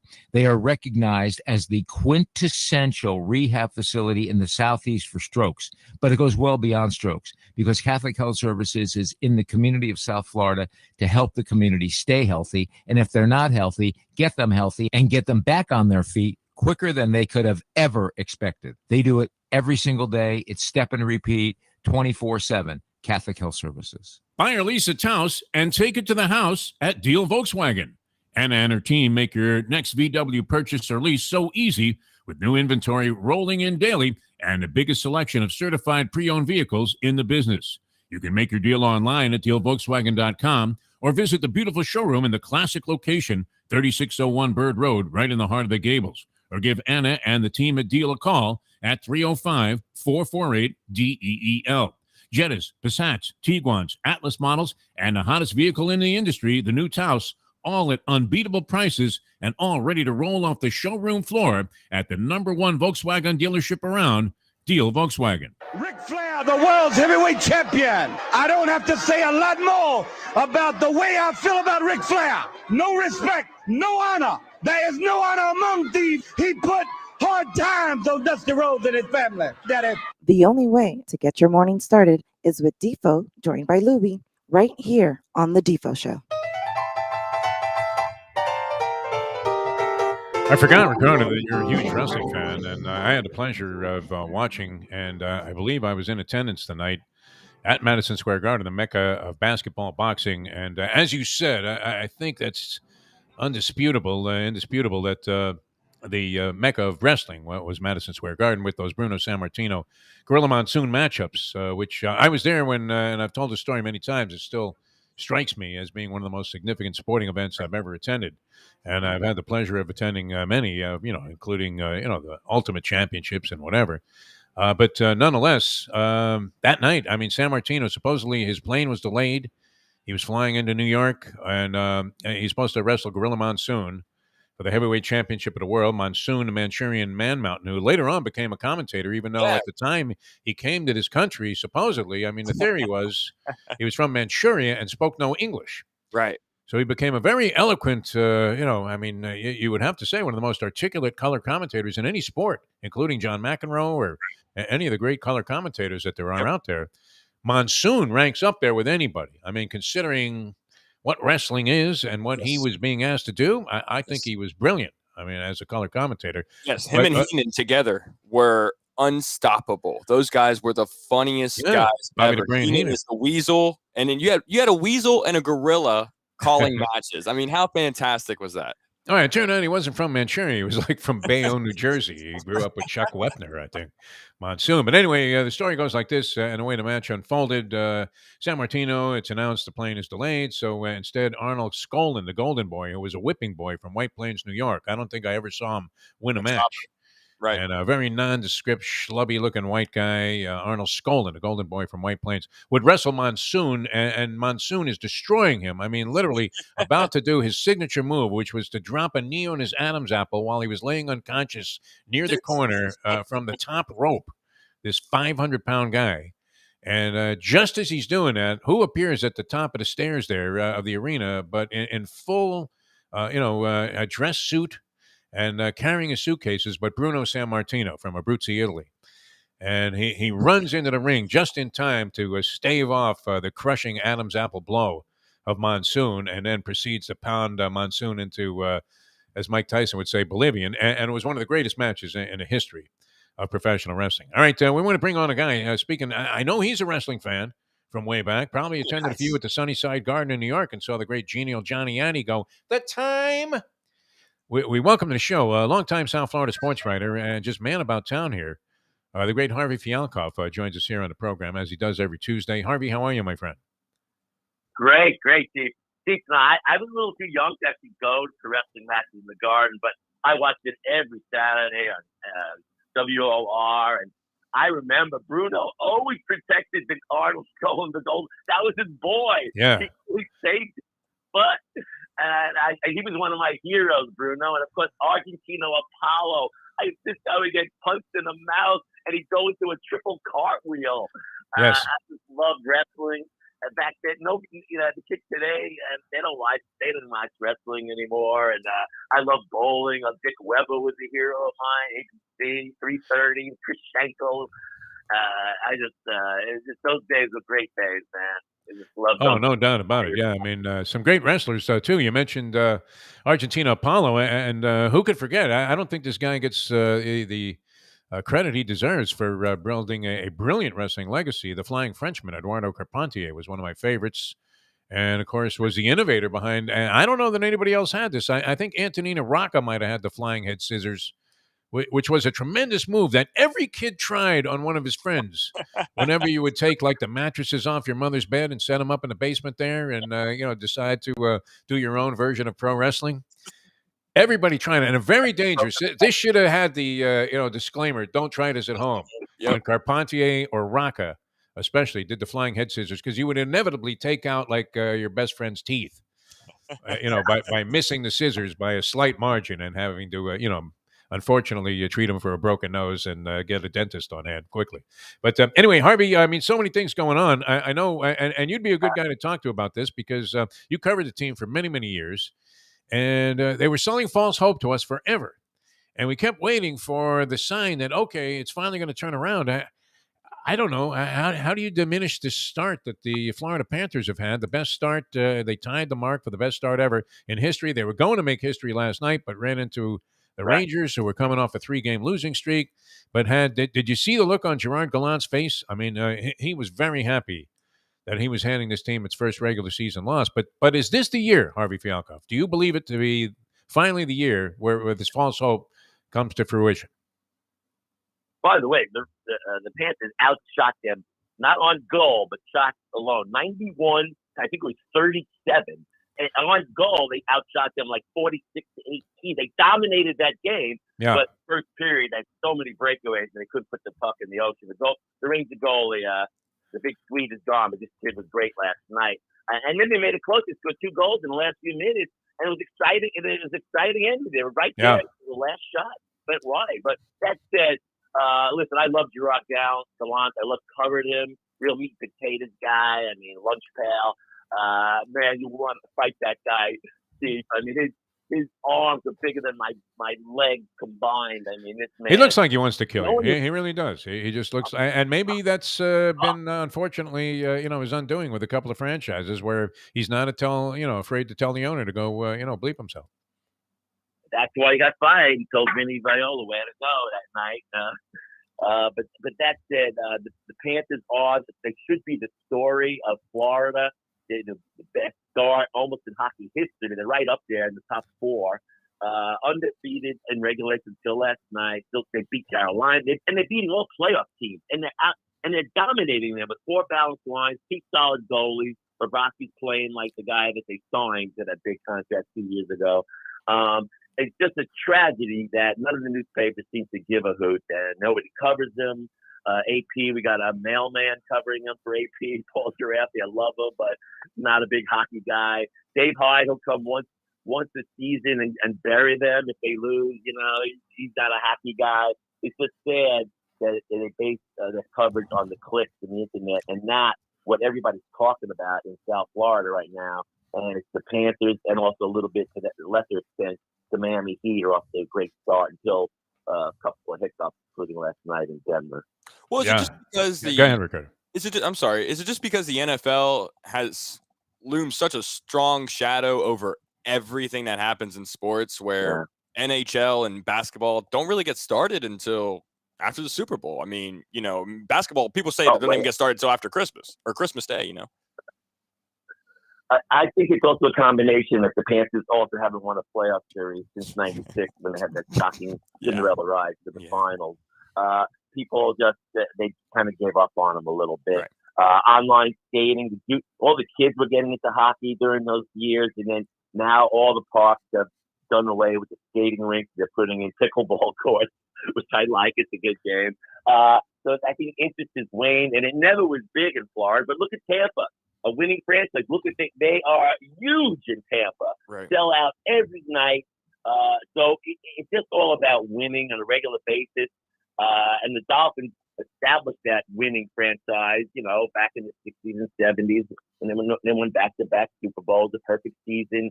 And people have never forgotten it, even though it was sick of their ineptness and a horrendous offensive line and year after year. But these people still are NFL fans because that's what they grew up with, the Dolphins down here. And the Heat won, obviously, 3 championships, and that also put them on the map. The Marlins have no attendance because they never win. So I guess it's just a bunch of front, bandwagon jumpers in South Florida who stick to the teams that they grew up with, or else they have to have a winning team in South Florida to really, follow them. Harvey Fankoff, longtime sports writer with the Sun Sentinel, with us here, still contributing articles all over the place, including some operation out of Orlando that's overpaying him to go out there and put together 1,000 words or so, which he can do blindfolded and left-handed. Harvey Fankoff covered virtually everything here on the South Florida sports scene. And of course, obviously, has a huge foundation with many, many different teams that he's attached himself to. I wanted to touch on this. One of our listeners was writing in on the chat line that we have here on the video stream, Harvey Fankoff on Ion Channel. A lot of innovative stuff here.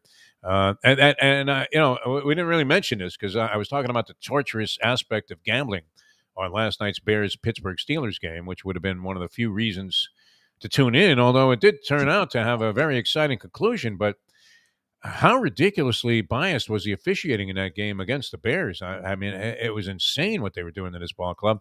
12 penalties to 5, and the crucial nature of the penalties that were going against the Bears. Now, a couple of them were stupid and obvious. Guy lines up in a neutral zone 2 plays in a row. And, you can't help but throw a flag on that. But some of the other calls that were made in this game, including taking a touchdown away on a completely bogus hip check call or whatever the hell. What are we talking about? The NHL here, a hip check? What was that? And, obvious blunders in not calling roughing the passer as Fields was getting dusted up. He looked like Mickey Ward in the final round of the second Gotti fight. I mean, just getting clobbered. And ridiculous, the influence. And with gambling out there, you would think the NFL and all of these pro sports organizations would have to start thinking, hey, we can't have this happen because it's starting to look like the fix is in on these games.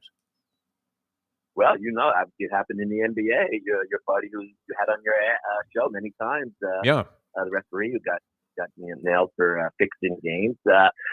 We see in baseball, Tim, what was it, Donaghy? That was the guy's name. Yeah. Yeah, your boy. Yeah, he's on your show. I remember pushing his book. He's picking games now. He's telling you how to pick winners. Although that was a pretty good way to do it when he was winking to the guys in the Gambino family who happened to have third row seats that he had copped for him. And it was like, don't worry, man. You're going to see plenty of Knicks going to the stripe here in the last few seconds of this game. Steve, I really trust that guy as far as I can throw him. But listen, home plate umpires, people want to replace electronic calling. Tennis is on electronic calling. I don't like it. McEnroe would have a career. Who's going to argue with the Cyclops? I mean, it's just NHL now. They have all the replays in all the sports. It slows down all the sports. But officiating is just not good in almost every sport. These are very subjective calls, though. Also, I mean, we're not talking about something that can be defined by. They should allow instant replay on completely bogus NFL calls. It would take 8 hours to play a game, but I mean, and this was the most bizarre example last night because it was an isolated game, and the team that's making the comeback is just getting jobbed play after play after play. It was insane. I'm surprised Nagy is still alive today. I would have thought that he would have just taken a giant gulp of cyanide after that ball game and said, "They hate me, Roger, help, please." Football's the worst, Jeff. You could call holding on every play. I mean, whenever they want, they could drop the flag or an offensive hold on the lineman. So sure, that's been true forever, though. Yeah, the quarterbacks get protected. The receivers, just go up, go long, and if you get nudged, it'll be pass interference. That's why I never understood why the Dolphins maybe an attempt to go long, but the thing is, Tua doesn't have time to go long. After 1 second, he's running for his life. So it's just officiating has got to improve. I always thought in the NBA that every official should be minimum 6'5". How are these 5'9" officials calling these 7-footers over the rim, man? They can't even see that. They're the nosebleed just looking up at these guys. So they'd have to have some. And also, baseball umpires, they got to be all like under 50 and under 500 pounds. You know what I mean? It's just, it's atrocious. Well, don't take a stand against the fat guy. We'll get sued. I don't want to see electric. I don't want to see electronic. All right, Harvey Fankoff with us here on Ion Channel. Great to be with you. We do have, I guess, gentlemen, big fan of yours, Big Possum, writing in here on our chat line. And I guess this is addressed to you, Harvey Fankoff. The Yankees are going to sign every free agent in baseball, hockey, basketball, and football just to please their fans. I like it. You really do have a sense of entitlement, Fankoff, about Yankee free agent acquisitions. Are they going to get Verlander? Who else? Simeon. Who else are they going to grab? Freddie Freeman. Correa is a cinch. Yeah, Corey Seager. Are they all going to wear the Yankee pinstripes next year, or do you feel that they should? They better not get Correa, that cheating Astro shortstop, and give him $300 million. I don't want to see that guy on the team. But remember, we did okay with Roger Clemens, and I hated his guts and Wade Boggs. But that said, they need a shortstop and a center fielder and a catcher. The three most important positions the Yankees are bereft.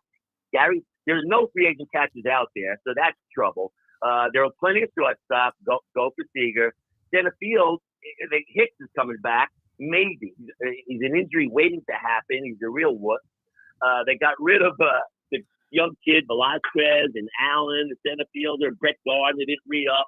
So right now, the three of the most important positions on the team are vacant by the Yankees. Because Gary Sanchez is garbage, the worst defensive catcher in the history of baseball. Wow. He's a strikeout, 4 strikeouts a game. Mm-hmm. And Joey Gallo, who's up for the Silver Slugger. What a joke. This guy batted 160 with the Yankees. I think he's up for a Gold Glove, too. Did he win it? They gave out those awards the other night. Was Joey Gallo not up for a Gold Glove? Gold Glove he won it, okay. He only played left field. He only played left field for the Yankees. Yeah, that was a good one. So that's really good. Who's watching these games anyhow? I don't know who's voting on this stuff. They give a third baseman a right fielder's Gold Glove. Yeah, that was great. All right, so it's interesting because everybody likes to stick it to you about the Yankees and what they might do in the offseason. But, that Verlander story is kind of interesting because the guy's been out of baseball for a year. He had the surgery, Tommy John, last October. We've seen guys... It seems like you would have to say that the results coming back from Tommy John, including Eovaldi of the Red Sox, who's come back from 2 Tommy John surgeries and still has been effective, far different than the results originally were, where it was very suspect whether the guy was ever going to be the same. And if he did come back, the actual Tommy John, who used to have a pretty good fastball. He could throw with velocity, and he became a complete left-handed junk baller, almost emblematic of any guy that just threw left-handed slop in the history of baseball. I love Tommy John, man. He just knew how to pick the crafty left-hander. Left-hander's always crafty, you know. But listen, I don't want damaged property, Justin Verlander. I want a young Robbie Ray's in his prime. He's up for a Cy Young. He's out there, left-hander. Listen, Severino looked good when he came back at the end of the year, and Garrett Cole, obviously, he's up for the Cy Young, even though he choked down the stretch. He blew a game against Toronto the last week. It would have gave the Yankees home field advantage against Boston. And my buddy Stanwood had 3 homers in New York instead of playing paddleball with the Green Monster in that playoff game. And so I feel like they got to go after Robbie Ray. I'd like to get rid of Chapman. How many years is he going to blow? He used to be the only guy who could throw 100. Now everybody throws 100. So he's no more. He's not unique anymore, and he's a choker. So they got to get rid of some of these choking pitches. Go with the young kids, Lasaiga. So they need pitching. They need a lot of holes to fill, Jeff. But they still win 91 games every year. They just have not got it done in the postseason. Aaron Boone should have got 1 year, not 3. He's horrible with the bullpen. He's a push-button manager instead of going with the hot play. Just goes for a 5th-inning reliever, a 6th-inning reliever, a 7th. He's up to the Garrett for the Cy Young. These guys, 16 games is the most games won in baseball this year. It's embarrassing. Starters go 5 innings. There will never be another Hall of Fame pitcher who's a starter. They can't make the Hall of Fame because they go 4 innings. So I don't like the way baseball's going with the platoon and the bullpen BS. Harvey Fankoff. I think Brett Gardner broke in with Yogi Berra. He was the last guy left who broke in with Berra. I was still on the current Yankee roster. All right. What are you up to these days, Harvey? You're still umpiring tennis, and what's the reaction? Yeah, and umpire juniors on the weekend. It's just great tennis. These kids are 14 years old. They can kick both of our butts, Jeff. They're unbelievable. The quality is improving immensely. Here in South Florida, it's a hotbed of tennis. You got your Orange Bowl coming up in early December right here in Plantation at Central Park, Bellevue Tennis Center. I saw Dominic Thiem there. I saw Tsitsipas there. I saw Capriati years ago. I mean, it's all just come out. It's free to watch these great 18-year-olds and 17-year-olds and 16-year-olds. They're amazing players. They're the future of the game. I am covering the Junior Orange Bowl at the Biltmore and Coral Gables and also Crandon Park, Key Biscayne, where they had the Miami Open. In mid-December, I'm the PR, public relations, and also covering the event for their website and for other newspapers. So I'm still writing tennis and watching tennis and playing tennis and having a good time. Life is good, Jeff. I'm talking to you on Tuesdays. There you go. Tuesdays with Jeff. Tuesdays with Maury. It's Tuesdays with Jeff. So you think you're talking to a dying man. That's great, Harvey. I like the parallel there. That's fantastic. And glad that you're finally receiving recognition in executive positions at these various events that you cover.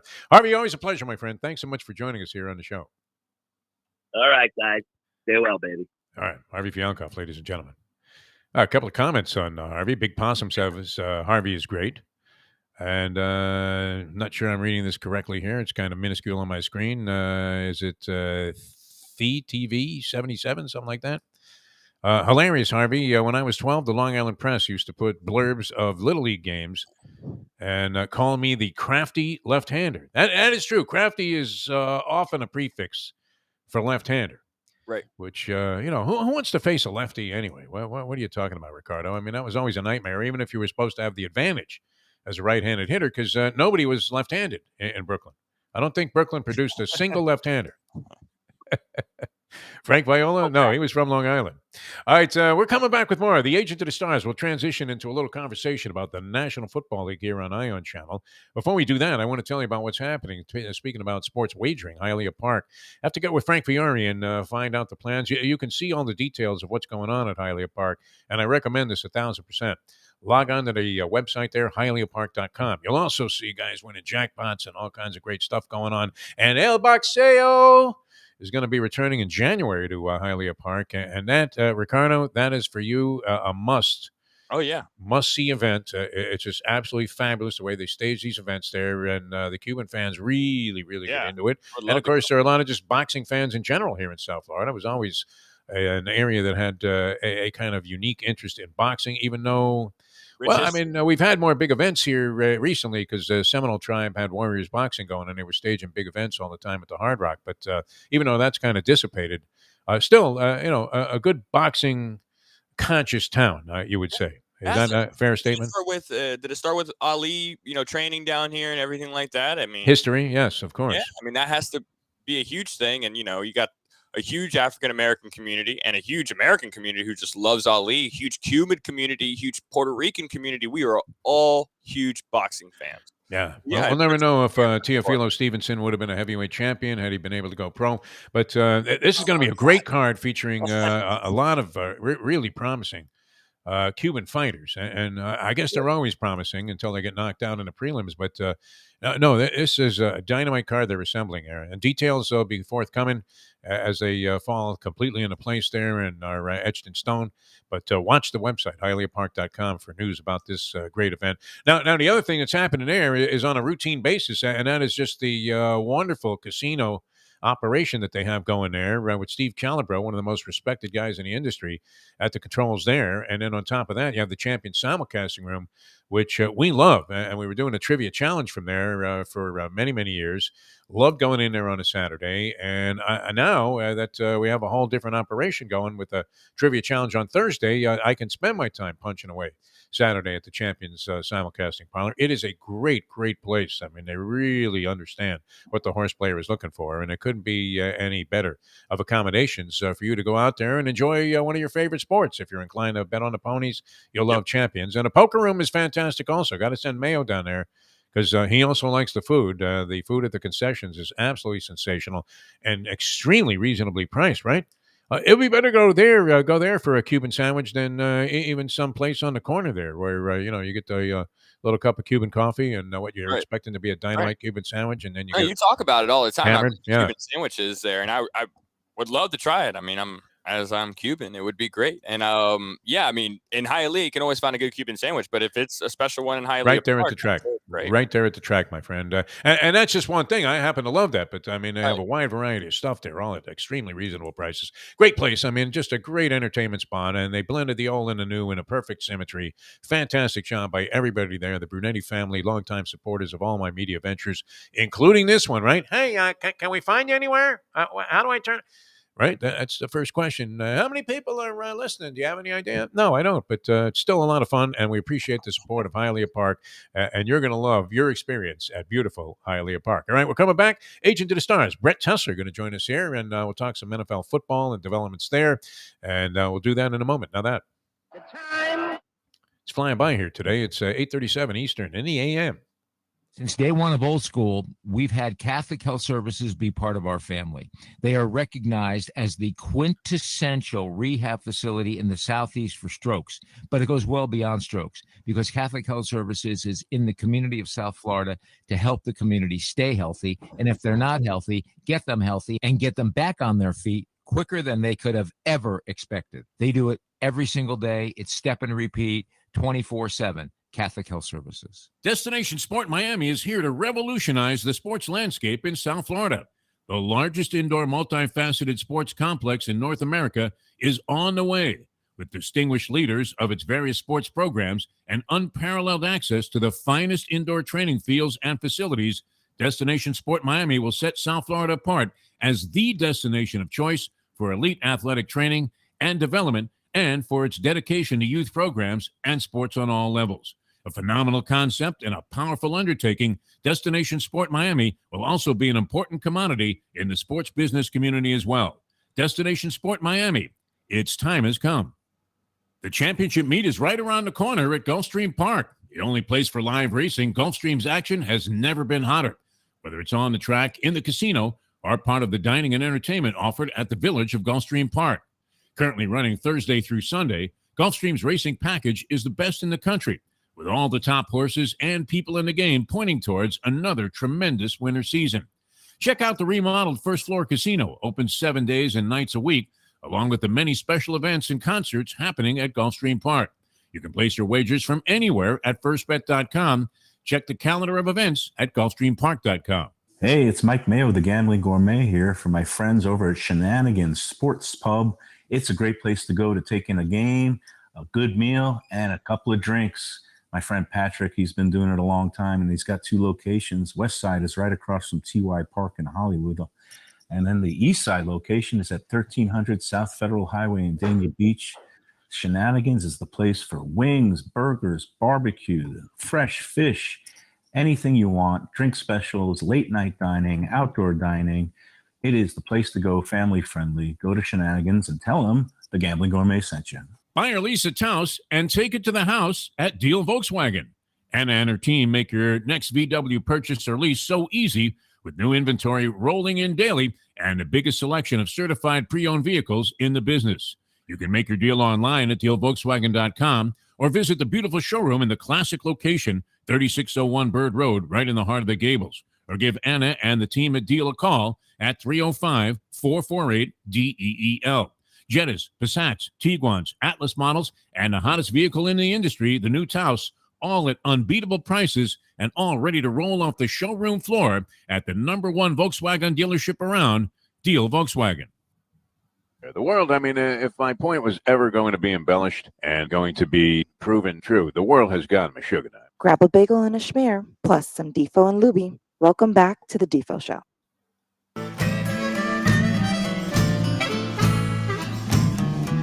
All right, welcome back to the show. Happy to have you with us here on this fine Tuesday. Jeff Deforrest, and in for Mike Lubitz, who has vowed to return tomorrow. At least that's the plan. Ricardo has been doing a fantastic job for us here on the program, and we couldn't applaud his efforts enough, including a very hectic day last Thursday when we had our grand experiment about the whole thing of superimposing us over the clubhouse of Hialeah Park and trying to execute the Hialeah Park Trivia Challenge.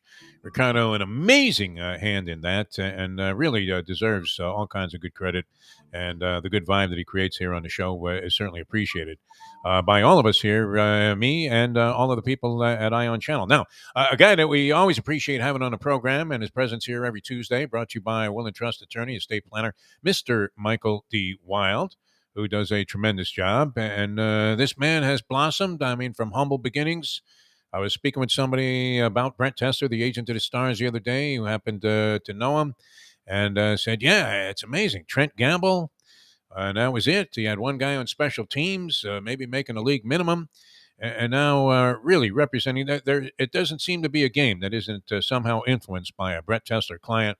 And we welcome to the show the agent of the Stars, Brett Tester, here on Ion Channel. Brett, how are you, my friend? Doing great, Pete. It's good to be with you. It's great to be with you. All right, let's get right to it here because, so many different things going on always in the National Football League. And I don't know, is Wednesday of this week the midway point of the season? Because it would be week 8.5, right? And a 17. No, I guess, with the buys, you're talking about like 19 weeks to contest the whole season. But last couple of games I've watched, Brett Tester, and these were marquee games featured, prominently on TV. You had the Chargers in Philadelphia, and last night you had the Bears and Pittsburgh.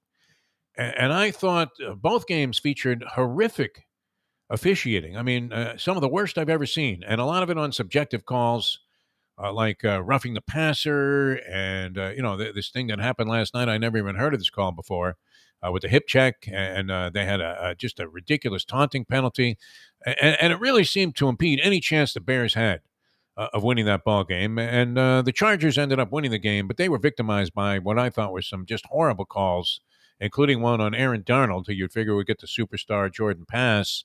And he barely breathed on the quarterback, and they call him for roughing the passer. And it could have changed the entire complexion of the game. What is being said by players around the league? I know that they always have been at odds with officials, but does it seem, and we say this every year, especially atrocious this year, in your opinion? I have to be honest with you, Deef. I think officiating has become a bigger problem than it's ever been before. And part of the reason why is because there's more rules now than there's ever been before. 30 years ago, there was basically half the rules, half of the new, all of the new hitting with the helmet, leading with the helmet, all those kind of things. And then on top of that, there's about 100 other rules that seem like they've come out in the last, 3-4 years. And so it's simply too much for these officials to have to deal with. And so I think the game was much easier to officiate years ago. And what's worse is now with gambling basically becoming mainstream, it makes it even more glaring, some of these calls. And, clearly officials are deciding more games than they. And so, in an ideal sport event, officials are going to not know, if it's a good game, officials aren't really playing a major role in the outcome of it. But unfortunately, in today's NFL, it seems like that's not the case anymore, and that officials are really playing more of a role in the outcome of these games. Brett Tesser, the agent of the Stars, with us here on Ion Channel. They may as well just make Pete Rose commissioner. I mean, at this point, especially if you're going to have games officiated like last night's ball game, just an atrocity. Now, the Bears did cover the spread. Those who had them on the money line had legitimate reason to complain, and had the Chargers not pulled that ball game out of their fannies there at the end against Philadelphia, it just seemed like they were getting, my favorite thing. Any boxing trainer or manager ever said to me was the O-line. We was robbed. And it seemed like that's happening. And I'm glad you agree, because it does seem like it's a very imposing problem, what with the emphasis and the now marriage and partnership that the NFL has with various gambling entities. All right. Interesting story. I mean, this guy has been the drama center of the NFL, it seems like, most of the offseason. And now as we approach midseason, Aaron Rodgers, who was doing very well. I mean, he had led the Packers to 7 straight wins. They were looking like legitimate Super Bowl contenders.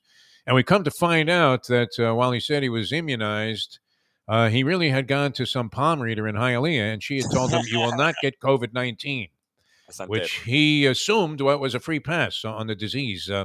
What are your thoughts on the whole Aaron Rodgers story? A lot of people are lining up very vehemently against him. And at the same and saying that this was an atrocity, goes deeper. The Green Bay Packers should be held accountable. What are your thoughts on what happened with Aaron Rodgers? And you had said, Brett, on the show that the biggest issue facing the NFL this year would be COVID-19, and here it is, popping up again and making headlines every day. Yeah, it's just one of those things where, no matter how frustrating it's been for all of us now over the last couple of years almost. It's just one of those things that we're going to have to live with, and we're going to have to deal with it. And we're probably going to have to live with it and deal with it for a good and years to come. So everybody really needs to be as responsible as possible, not just as it relates to, themselves, their family, and their employer, but their coworkers, when you're an NFL player, to fans, to media, certain situations. And that's why the protocols that NFL and the NFL Players Association agreed upon and re-agreed upon prior to this season, that's why those protocols are in place. And so it's to just come straight out like Cole Beasley and, Cousins, a handful of other players who just say, I don't believe in it, I'm going to do it, want to do it. I mean, it is their right, that approach. Obviously, things very difficult on their organization. And, it makes things more difficult on them in terms of the amount of testing they have to deal with. But to do it the way Aaron Rodgers did it, in my opinion, is very disappointing, because I've always been a huge Aaron Rodgers fan, not just as you really can make the argument that he is just the purely greatest quarterback ever. And so, I've been a huge fan of talent. I've always found him to be a very interesting, intelligent guy. But in my opinion, this was not a good look, and I think it's very unfortunate. And, as somebody who represents numerous players in this league, it's disappointing to think that of his greatness, put his organization in such a tough spot. There's no question if he played in Sunday night against the Chiefs, the Packers would have won that game. So he caught the game, and hopefully more. Got a little verbal ransom note effect working here on your phone, but Ricardo's got one for you. Brett Tesser, the agent of the Stars, with us, although it's bouncing around a little bit, but we'll see if we can correct that. Ricardo, what do you have for Brett? Yeah, I was going to ask, what kind of responsibility do the Packers have in this? I mean, I'm sure they weren't on Aaron about it. They knew about the immunization and not him being vaccinated, I'm sure. What role do they have? Because it seems like not many people are upset at the Packers, except if you're like a Bears fan, or someone in their division or something like that. What's their punishment going to be, or what are the talks about it? Hello. Might have lost him altogether. Yeah. Let me go. He was in Funky Town. Yeah, try and get Brett back on the show here. As we'll take a quick time out here and try and regroup and get Brett Tessler on the show. Don't forget to visit Anna, Deal Volkswagen, if you're in South Florida. Deal Volkswagen, Coral Gables, and that is 3601 right there in the heart of the Gables, Bird Road in US 1. Great job. Wow, I love driving my Tiguan. Mustang has a classic there, no longer in production, but nonetheless got a great deal at Deal Volkswagen on that convertible Beetle that Jack Namer himself has his eyes on if she ever wants to sell. But that thing's going to be just a classic piece of automobile for a long, long time. Hey, right now the Taos is red hot at Deal Volkswagen. Unbelievable. And they're one of the few places that are getting them. A lot of places are struggling to get inventory. Check the website, dealvolkswagen.com, and they're selling fast, all of these automobiles at Deal. So get yourself an opportunity to get down there, or just visit them online, or give them a call at 305-448-DEEL for the ultimate Volkswagen dealership anywhere in the world. That would be Deal Volkswagen. All right, hopefully we have a better connection. Brett, you back with us, my friend? Brett Tessler, the agent of the stars. Yeah, he's there. Brett, you there? Okay. All right, that didn't work. All right, so yeah, that went terrible. Take a quick time out. We'll come back. Try and wrap things up with Brett Tessler, the agent of the stars. That was a good question. You know what? The question you asked was exactly where I was going to go. Like, what level of accountability do the Packers have, right, for being, what looks like sniveling, lying dogs? They enabled him. Yes, when they knew this, and then the whole thing with the masks, get into it. I mean, look, you're hoping nobody gets sick. We're sick and tired of the whole thing, are we not? Not to Yes. make a bad pun, but of course, who wants to be talking about this anymore? It's 2 years already, more. Incredible, and people are still getting it. Joel Embiid was out last night. The Knicks were starting to skid a little bit, and then all of a sudden they play Philadelphia, and boom. You think the big guy's going to be in there? Hey, no. We're going to take a break, and we're going to come back, and we're trying to get you back on then. Okay, Brett Tessler, the agent of the stars. He got his instructions from Ricardo, and we'll be back in a moment. Now that. The time. That's how it works. It's 8:51. It's the Gambling Gourmet for Cafe Seville in Fort Lauderdale. It's one of my favorite places. It is old school joint that's serving Spanish and classic continental cuisine in a cozy, friendly setting. It's at 2768 East Oakland Park Boulevard. They're open every day except Sunday for dinner, starting at 5 p.m. You go in there, you see Joey and his better half, Sally. They are giving the greatest in service. And the food, oh my gosh, it's paella, shrimp with garlic sauce, stuffed veal chop. They serve this great, fantastic, warm sourdough bread. Go to Cafe Seville in Fort Lauderdale and tell them that the Gambling Gourmet sent you. Hey folks, Tony Segreto here. What if I told you you could go to a great restaurant, feel completely safe because their COVID protocol is unmatched, have an amazing meal, have a great time. When the bill comes, you won't get sticker shock. You're going to say, that's too good to be true. No, it's not, because I'm talking about Texas Roadhouse. Great family atmosphere, great atmosphere for a couple, great atmosphere if you just want to go by yourself and watch a game and have the coldest beer in town. And while you're doing that, have the best bread in town.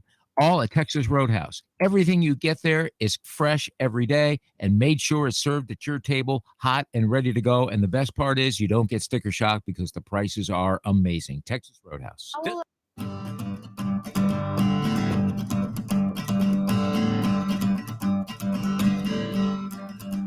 All right, welcome back to the show. I think we've recovered Brett Tessler here, the agent of the stars, and there was a question on the table for Brett, but we, unfortunately, we're getting the fabled verbal ransom note, cell phone hell effect here on Ion Channel. Brett, good to have you back with us.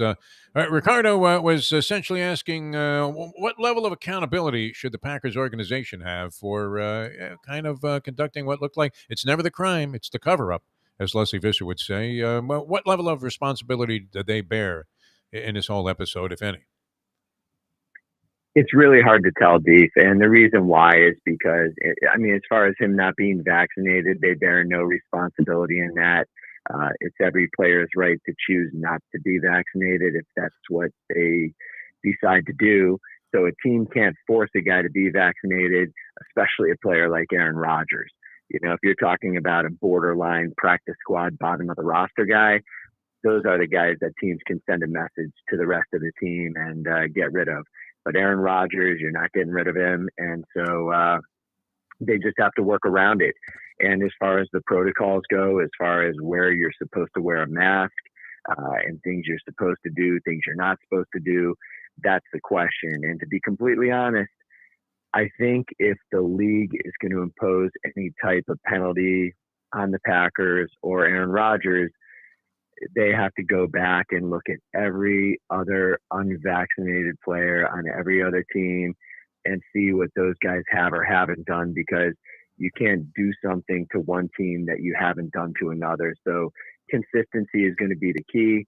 And I think it's probably one of those things where realistically at this point, this is probably a very loud message to every team in the league and every unvaccinated player out there that moving forward, because of the attention that this situation brought, on to, the player, the team, the league, I think moving forward, you're going to see the league really tighten up their protocols. Seems like a strange cat all the way around, Aaron Rodgers. Although he did do a decent job there on Jeopardy, and he was able to poke some fun at himself, which we rarely see. It seems to be on the rather somber side all year long. In spite of rattling off 7 wins in a row, they looked like a really good team. I guess, beset by injuries and now this. All right, on the local scene, Brett Tesser, one more thing. The Miami Dolphins. And this game, we equated it earlier with watching the last 45 minutes of $1 Million Baby, that movie with Clint Eastwood and Hilary Swank. I don't know. You're a boxing fan. I don't know if you saw that thing where, you were counting the minutes. I mean, it was like watching Terry Schiavo and her family in her quest to have Jeb Bush let him pull the plug when it went on for like 20 years. I mean, that was one of the worst ball games in the history of the National Football League. 9 turnovers. I don't know how badly that mars a victory when you're on a 7-game losing streak, even though you're playing Houston. But what do you see? I mean, what's going on with this team here, the Miami Dolphins? I know we've talked about it at length many, many times. But it struck me yesterday that, 2.5 years into this stripped-down rebuild with draft capital, free agent money, and a bunch of young talented guys, supposedly, that they are far away from anything that would resemble looking like they're on the right path. Well, what is your thought there? I mean, to tell it like it is, Steve, that had to be one of the ugliest games I've ever seen in my life. And the reality is, the old saying, when you see 2 great teams slug it out, that in the end, it's a shame that somebody had to lose. Yeah. Well, in this game, it's a shame that somebody had to win, because really, just to be honest, I mean, it's rough. I mean, these are 2 teams. I don't know if they're, rebuilding or heading in the right direction or heading in the wrong direction, whatever it is. It was not pretty to watch. But on the other hand, it was so bad, it was almost great, because it's a matter of, who wants it the least, who's going to wind up. It just really, and watching all the football that I watch every week, it's just amazing when you see the quality of the line play in this game, the quality of the quarterback play in this game. It's really, as far as NFL football goes, probably as bad as it gets. And, as far as Tua not playing, this is valuable time for him right now, because if he can prove that he is their quarterback of the future, these are the kind of games he needs to play in. And especially, if you're a younger guy who's going through your struggles and who's had some ups and downs in their career, the Houston Texans is the kind of opponent that, you die for, the opportunity to play a team that's, statistically and record-wise as bad as you. Yeah. And so, because it doesn't get much easier moving forward. So I think it's an unfortunate lost opportunity for Tua. I think this game could have been potentially a decent confidence builder. And again, for any young quarterback at a crossroads, you just need all the reps you can get. And so hopefully he, is healthy and can come back next week and play the rest of the season and do a good job for the Dolphins. And that team can start, building and hopefully heading in the right direction. A lot of wishing and hoping there. It's all Dusty Springfield time, wishing and hoping and praying. Brett, you don't want to fool around when it comes to the Judgment Day, and you want to be ready for that. And it sounds kind of, well, geez, I feel pretty healthy right now, but it's never too soon to get your affairs in order. Michael D. Wild is the man to go to for that. He really is, and of course, you can reach out to him at southfloridawills.com, and it's just one of those things. You talk about something good coming out of an unfortunate situation, when you're talking about losing a loved one or talking about taking care of your family for when the day comes when it's your time. It really does make you feel good knowing that you have a guy like this in your corner that's going to get everything set up properly for you. So it just takes a tremendous weight off you and your family's shoulders. And it's one of those things where nobody really wants to deal with it. But when you reach out to Michael Wild at southfloridawills.com, you realize very quickly how simple, affordable, and painless the process could be. So reach out to Michael Wild, southfloridawills.com.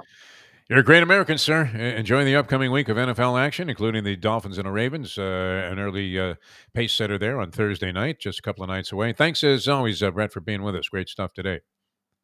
All right, guys. Have a good week. Brett Tester, the agent of the Stars. Special thanks to Gulfstream Park, Jimmy Johnson's Big Chill, mile marker 104 in the Keys, Deal Volkswagen Hialeah Park, and, of course, Destination Sport Miami. The people at Ion Channel, Ricardo, tremendous job. We're going to miss you when you're gone. Thank you. You work at a less frenetic pace than Mike Lubitz also. So, that kind of had a little bit of influence here on the show, which I thought was very positive. Great week, and thanks so much for doing what you did for us all week long. I know those are the sentiments of the people at Ion Channel as well. Jack Namer, very impressed with your work. And, hey, I need a job. Might be able to work that out here on the program.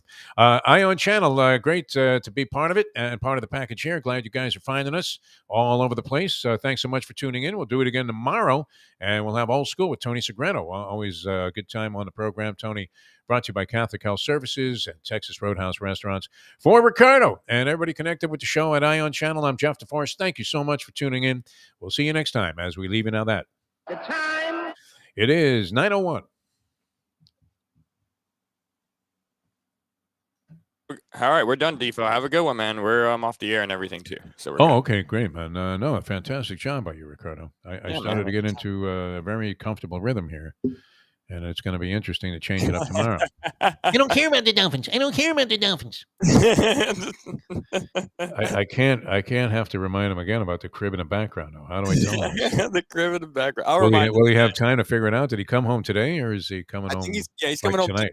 He's coming home today because he texted me Sunday night and said I'll come pick up the computer Okay. Tuesday. So yeah, he's All right, home. show him how to do this shot because I think he was the one that changed it, and I'll let him you know. got stuck I'll with it. keep it up Yeah, because until he that does. looks better than